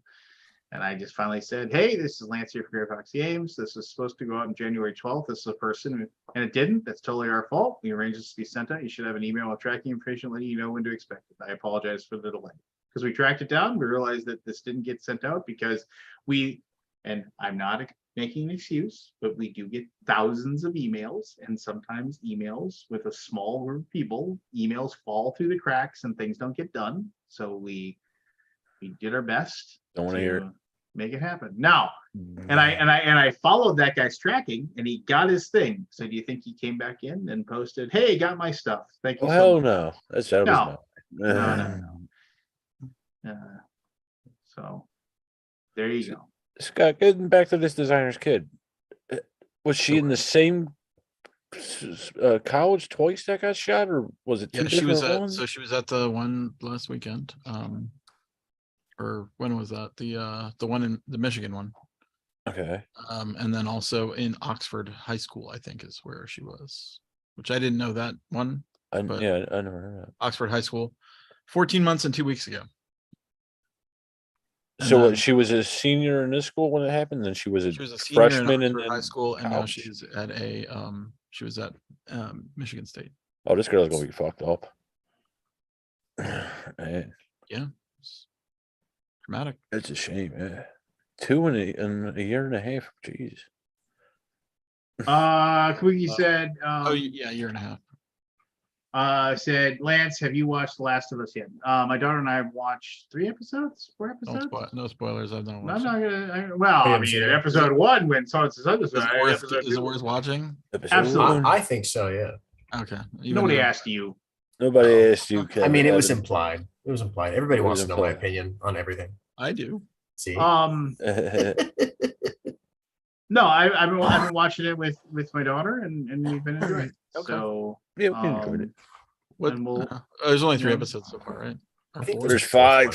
Oh, there's 5 5. episodes, I'm one yeah. behind. They dropped one Um, early. Yeah. How many episodes total? I'm they'll have assuming 9. I season, think they said yeah. it's gonna be 9 episodes per 9. season. The new Ted So- Lasso. And like I said to anybody who listened, I'm not going to say anything, so don't worry about it. I'm not going to say anything.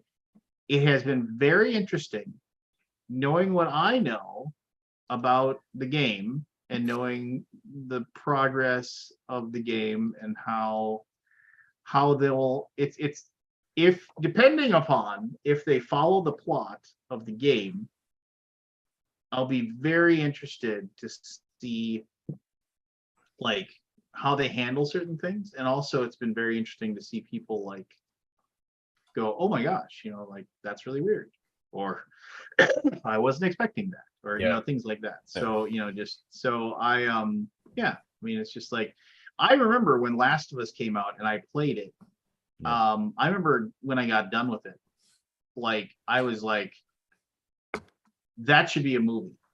Like I literally, it was just like I was of the opinion that like that should be turned into a movie and it would be amazing, right? And the fact that they're doing this now, I mean, and then I remember thinking, oh, it's too much content. It couldn't be a movie. I mean, I don't know. There's just so much cool stuff in that thing, and it's just and I don't know. Did anybody play the game? I didn't play the game. Yeah, I never. Played like a quarter of it, maybe. Okay, I mean, And then I felt the controls sucked, so I quit.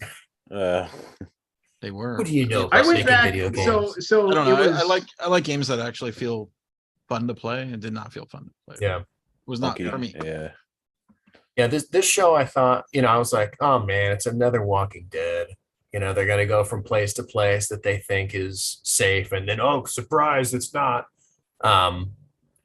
For 9 seasons, and then actually, it hasn't just been a copy of Walking Dead. It's been really good. I've really enjoyed it. I think you might like it, man. the thing that I I'll really take a look. enjoyed is that like is like the silly even like the silly things, because like the game was not an open world game. It was very linear.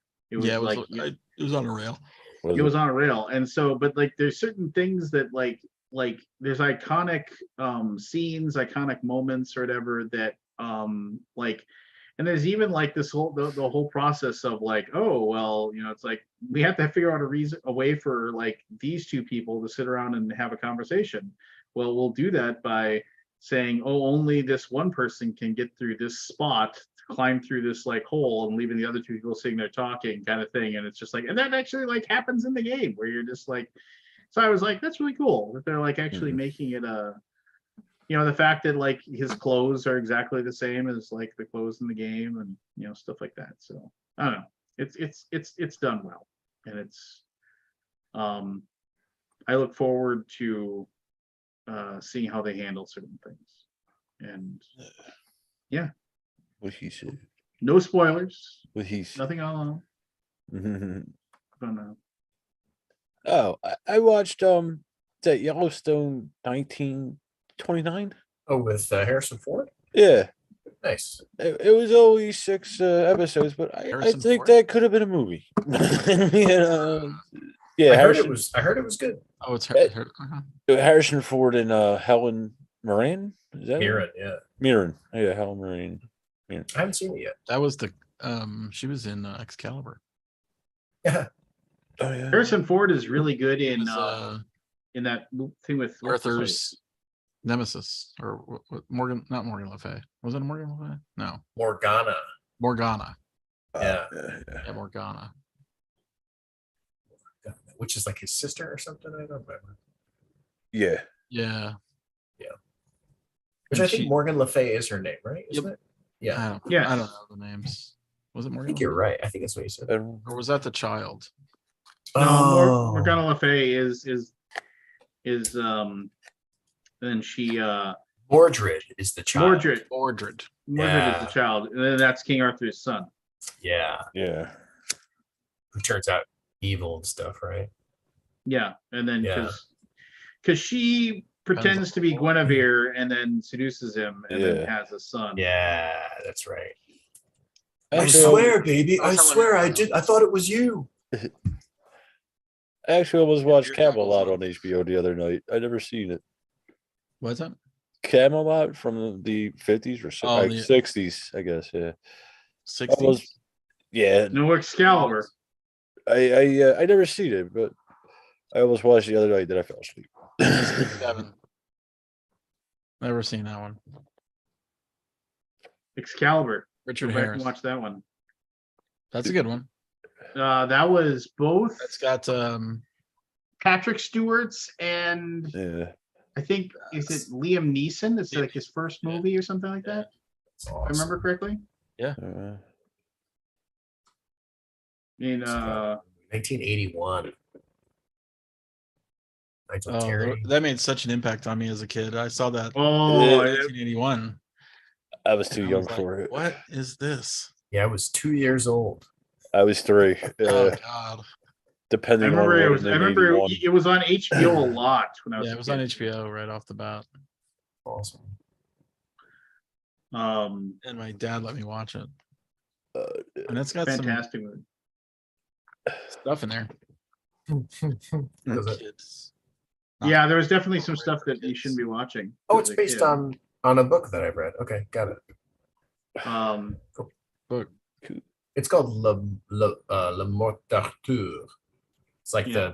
the The one Death of the of Arthur. older, yeah, one of the older French versions of the Okay. Arthurian legend. Oh, Did any of you ever read is that the the? one that did Lancelot in it? Or I not think that Lancelot? Lancelot. That sounds right. So back in the day, I think it had all the main ones. they would have like now in comic books, like there was like back in the day, like they had mini series and like, but in comic books now, like you have maxi series, which are like 12 issues. Yeah. And so, but now it happens all the time where it's just a 12-issue run and there'll be a self-contained story. Usually, like sometimes totally new material. Sometimes it'll actually have established characters and what have you, and there'll be things that they'll use. So, what they back in the day, however, DC put out 2. They put out The Watchmen, which was amazing, and they also did Camelot 3000. Which was this 12-issue like reinvention of like what if basically if King Arthur and the Knights of the Round Table and Merlin and everybody like basically were reincarnated in the year 3000. Super good comic. If you can find the graphic novel that has all 12 issues, it is a read that you'll get through in a heartbeat. But it is super excellent, super amazing, and well worth the read and like the $20 it'll cost. I always thought that should be a movie too, but of course it's Maybe The one. reinvention of all the different characters and classics. And everything. Super good. Yeah, Camelot. Was that Borman? John Borman? Was that the guy director of that one? For some reason, that name keeps popping in my brain. Sounds reasonable. Camelot Maybe. or Maybe. Excalibur? Weezaboot. What was the name? Camelot or Excalibur? Excalibur. John Borman. John Borman. Yeah, God, look at that! Look at that! Bam! Like a steel trap. Steel trap. Steel trap. Yeah. But then yeah, I mean that was back when like that was definitely a movie of at my dad's house, and this little house after my parents got divorced, the first house after my dad lived in a couple of apartments, but then the first house he bought was this tiny little house that had one guest bedroom. And so when my sister and I would stay over, she got the bedroom and I'd sleep on the couch downstairs, and which I liked because he had cable, and that meant I could like stay up late and whatever HBO wanted to make me watch, I could watch at his house. So I watched. I mean, man, Good old that was, days. yeah. I mean, that was like, You didn't have to make any decision. yeah. I mean, no. I mean, it's like, I mean, yeah.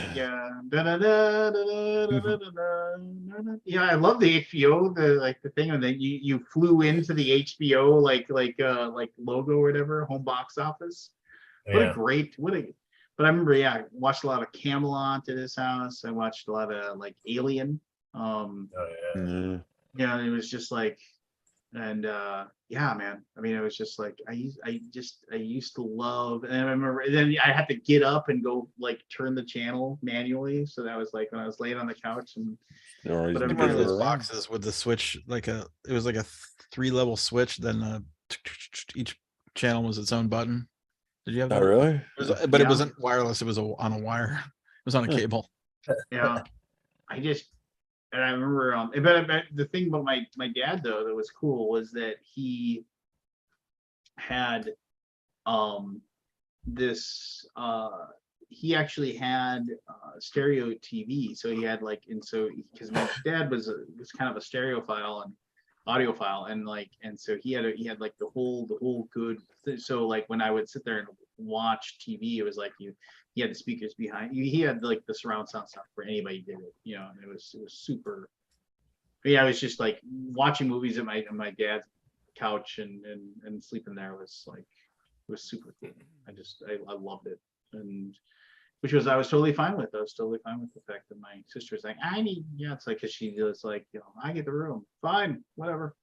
See you later. I'll be downstairs with potato chips and soda and falling asleep while watching movies I probably shouldn't be watching.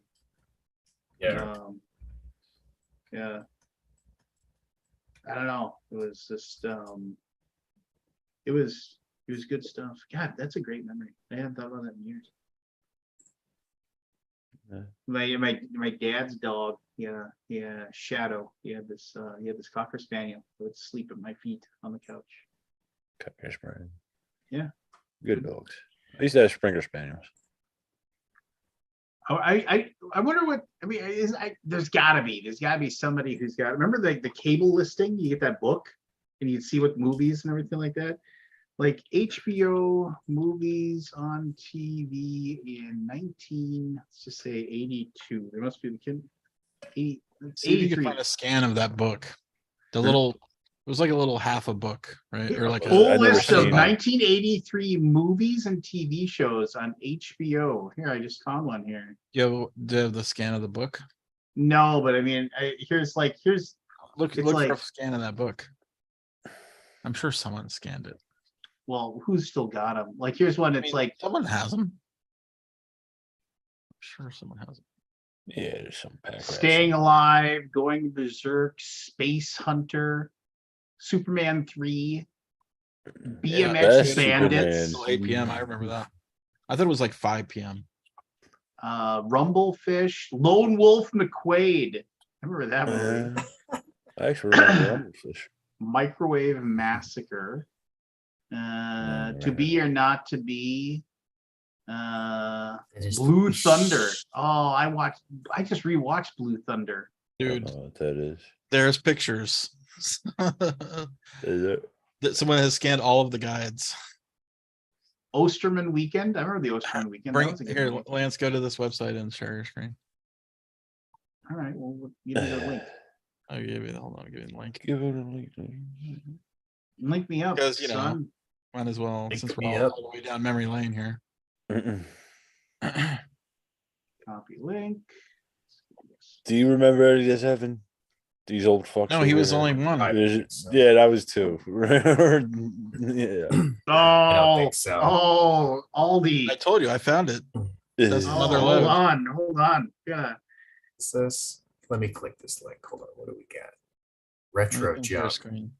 Oh, you sharing screen? Bill Some of them, Murray. if you HBO scroll down, guides. you get more, you get bigger versions. There you go. Oh man, I used to Stripes. Right. I just see that not long ago. Yeah. 24 hours a day, every day of the week. Oh, Wimbledon. Remember when Wimbledon was on? Yep. Like, ah, we're screwed. Yeah, we're Oh, screwed. yeah. And Wimbledon's gonna be on for like the next 7 hours. Oh, Like, this- Sucks. like oh. 7 days in a row. Yeah. Tennis. Oh no. Yeah, It was Wimbledon for like 2 weeks. Sucked. the greatest I had Muppet I had caper. no Zorro, the gay blade. Minsky's Minsky's Follies. What is Follies. that? I haven't seen. Stripes. There's a lot of these movies I have not seen. A Oh, washout as a cabbie, John Winger loses everything in one day. His job, his car, apartment, and girls. So he joins the new U.S. Army. Bill Murray stars in a wild romp as modern military's most unlikely hero. adult language, mild violence, nudity. Rated Yeah. R. Done. I'm in. You never seen Stripes, Evan? Oh, I've seen Stripes. Oh yeah. Oh, okay. I was gonna say. Blowout. Holy Yeah. cow. That is if you haven't seen Blowout, that I is a like great Blowout. movie. John Troll. Trying to What's record that the perfect picture? movie, a Yeah. movie sound because it's tangled a real murder. John Travolta stars the gutsy film like you're trying to unravel a I wish it puzzling was a full political screen. cover-up. I don't remember that. Oh man, that is a good movie. I haven't seen Blowout in a while. I gotta rewatch that. Continental Divide. That was a weird movie. John Belushi. Belushi. Yep. Wow. Private Benjamin. Private And Benjamin. President. Oh, I think I saw that one. We just Jen Twist said that within this Sick. year. I don't remember how long it's in. Oldie, huh? Going Ape. Tony Danny Danza DeVito. and David Tony Vito. Danza. I A think I lucky saw young man that. is up for a $5 million legacy, provided he take good care of 3 orangutans. Ah, Tony Danza. Zorro? What is going on with Zorro there? Rue yeah. Baker. Wimbledon 82. The Great Wimbledon Muppet 82, Caper. baby. The great Fabulous Muppet Tool has Caper. been stolen and Kermit, Fozzie, and Gonzo are on the trail. HBO Theater presents Wait Until Wait Dark. until dark. Hmm. What was that, Scott? The hottest Oh, mime wow. team in America is a unique show. The hottest mime Ah, that team. didn't last, did it? Who's the hottest mime team in America? That looks Starring like Shields and Yarnell. Oh, Mhm. yeah. No, thank you. Yeah, you were right though. You're like Wimbledon, we're screwed. I know we're There's nothing to screwed for watch. like 2 weeks. Saturday the Yeah, if you look at 14th. the guide, it would probably say like Wimbledon every Yeah, hour. and you're Yeah. just like, oh, nuts. Oh, Robert Gerard Robert- Depardieu. Oh yeah, there you go. Saturday the 14th. That is a weird movie. That was a good movie. I like Yeah, that. I saw that in the movie theater with my dad. What's that one with Silver Pryor? Streak. That's a good movie. Silver Streak. Oh, that is Richard Pryor Yeah. And and Gene Wilder. Yeah, The Long Ranger. Kid The Kid scan is weird. Dracula. I guess they were more concerned with the times than the actual For articles. your Oh, I remember that one. only, Coming next month. only for you. History of the world. Oh, that was so. They're yeah. gonna do History of the World Part 2. Did you No see that? way. Are you kidding me? Yeah. I Yeah, think they're it's gonna in do print, it. Yeah. when I finally saw this, like obviously I watched it I later. gotta You know? rewatch it. When I saw it, I was so stoked because I was like, sweet, now I could just go straight to part 2.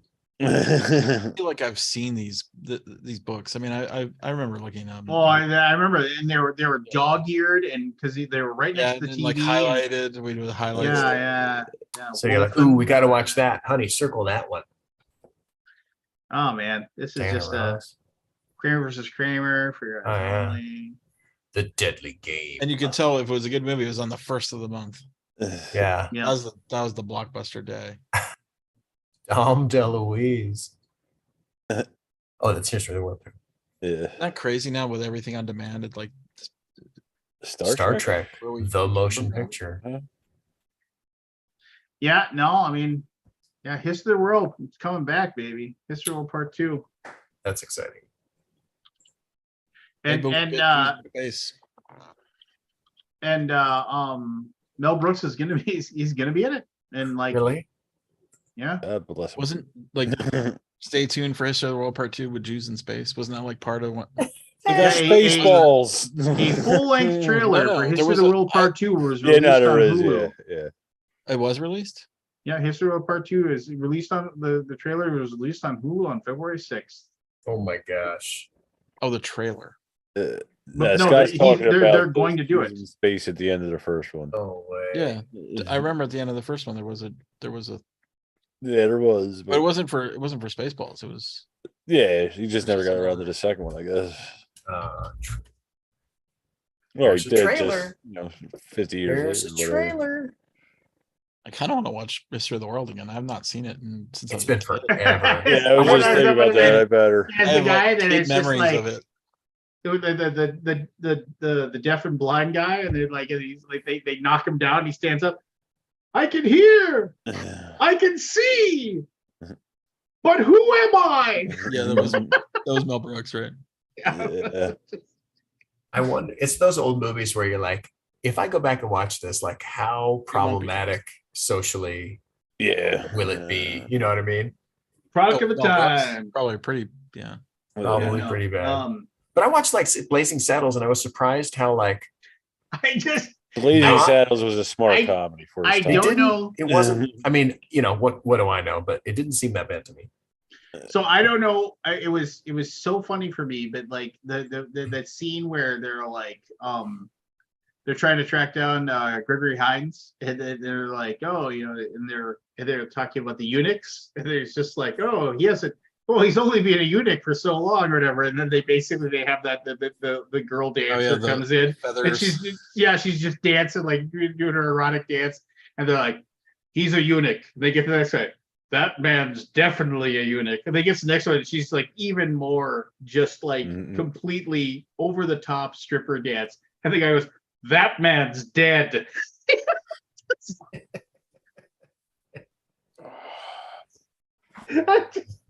For whatever reason, that line always. When did that come out? When did that movie come out? Oh, what, 81?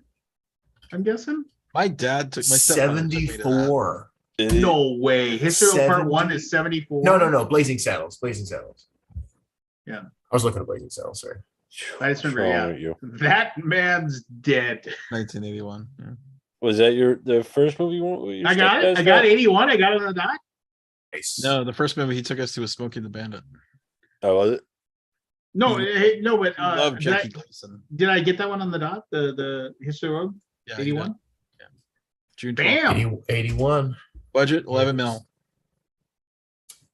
Wow. Yeah. Box office just- 31.7.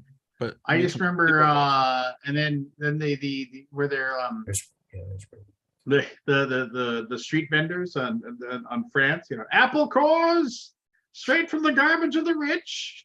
He's just like rats, dead rats for sale. And he gets the little guy, nothing. I have nothing for sale. It's been way too long since I've seen that movie. None of this is ringing a bell. Yeah, you got a memory like me, Evan. I do. One ear out the other. I wonder if Not there's like important. I wonder if there's Doesn't a exist. correlation between the two of you at all in your memory. Hey. I don't know. We'll just Hey, we'll just I leave don't- that out there. I don't smoke weed. My memory was bad before the weed. My memory has actually only improved with age, which is saying something because it's still really bad. Really? Yeah. I trained myself to write everything down just because the trains, I dealt with, Yeah.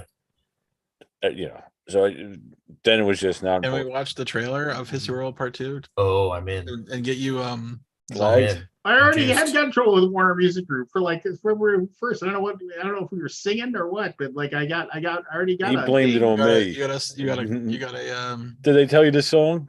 what did we get strike? It's not a strike though. It's more like a I thought they just like didn't let you make money for the episode or something. yeah. You just can't get any money from it. I don't know how it works. Lance Well, I needs mean, his it's just a trailer. $2. It's not going to get copyright claimed. I want my $2. Well, everybody can watch it at the same time. You can just pull it up on their YouTube. We can watch it at the same time. We don't have to actually. All laugh do it. together. Come on. We're all gonna work because no Lance is fun. crazy. You're no fun anymore. You used to take me All right. dancing. Well, Sounds like it's gonna be a TV series, not a if movie. you play it. Oh, it's a TV series. How long? All There's right. a little something. All right. There's two of them. There's a minute 55 and a 2-minute 14. Which one should I watch? I got a 2-minute 13 on Hulu, on the Hulu YouTube channel. So we're gonna watch it on our phones. I'm watching on I have more than one. I'm on the Screen. Leppy top. Which one did you Tappy. say? The minute? What? 2 minutes 13 seconds. It's go to the Hulu YouTube I got channel. it. I got it. 1 week ago. Does it start with Wanda Sykes? Wanda Sykes. That's what I've got. Yeah. All right. So 3, 2, 1, go.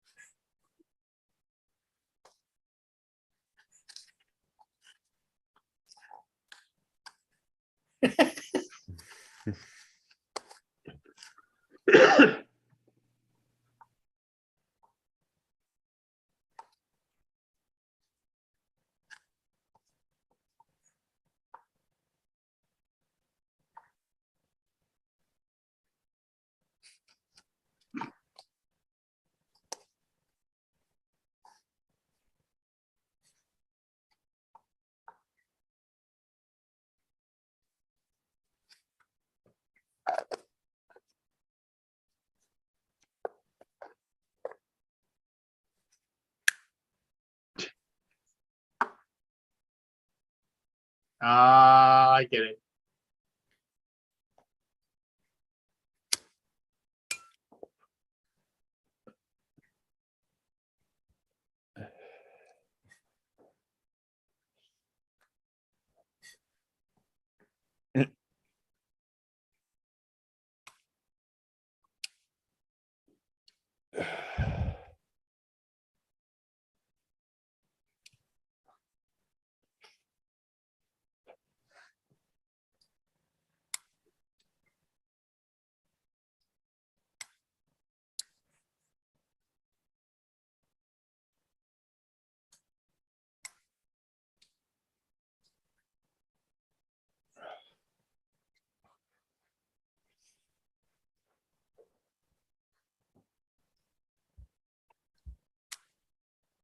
It's only 4 nights.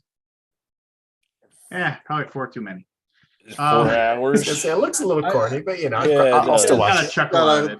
Pretty good I'll amount still of watch jokes it. there, though. Ted Lasso returns March 15th. That's all that matters. Yeah, that's It is all that really matters. When is this? When is this? me? Lupin's coming up soon too, Scott. I didn't number finish one. the first one. I only watched the first half of the first one. Oh, did you? You didn't see the second one? Yeah, I need to. I think Michelle watched it. And I didn't. I just let her. She just watched it without me. That's okay. I kind of lost interest after the first one. I don't know. It just Which one? You lost interest in about what? it wasn't exciting. What What did you lose interest in? Lupin? Lupin? I didn't see it. It's okay. Lupin the Third? It's like the Master Thief. Yeah, it's a real life. Thriller series. It's I a- remember I a watched French the series. old anime. right. And I was expecting it to be like that, but it's not. It's more serious. I didn't With know there was. Omar Sy. Castle Cagliostro is one of my all-time favorite Love that. Anime movies, and it was turned into the coin op arcade Yep. game Cliffhanger, which was Mhm. a lot of fun as well. I wish I could find my kid notebook of all the notes I took for Cliffhanger because I was trying to beat it. The ninjas, I man. would write down. I know Ninja. Stupid game that. Never What seen a this. order eater that thing was. Oh, it was like, left, Um, punch, hand, foot, hand, Yeah, left. it was You know, not just like even you basically play it and you get one further. It was like didn't make any sense. I remember I watched a kid show up, and I mean, I could never get past the ninjas. It was like the Yeah, combination it's between basically all that's the quarter eater. the ninjas. But I remember I watched a kid and he beat it. He like basically came with a sack of quarters. Well, and the just, castle part's even worse. like the He's on run, the- run, when run, he's jump. running on the castle and the jumps and stuff. Yeah, it's awful. So I don't know. It was All good. right, Never I'm seen gonna hit this. it, guys.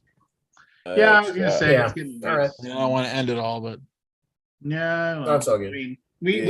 we had our good laughs of sharing old Big Lebowski quotes. So I missed the Big Lebowski quote. I know, like there was the other one that I loved that I loved was when he's sitting there and like dude the dude and Walter are talking or arguing about something like that, and Buscemi shows up and he goes he's like they posted this guy, shut the fuck. When do we go? It's like he stops, shut the fuck up. What time do we play? We play on Saturday.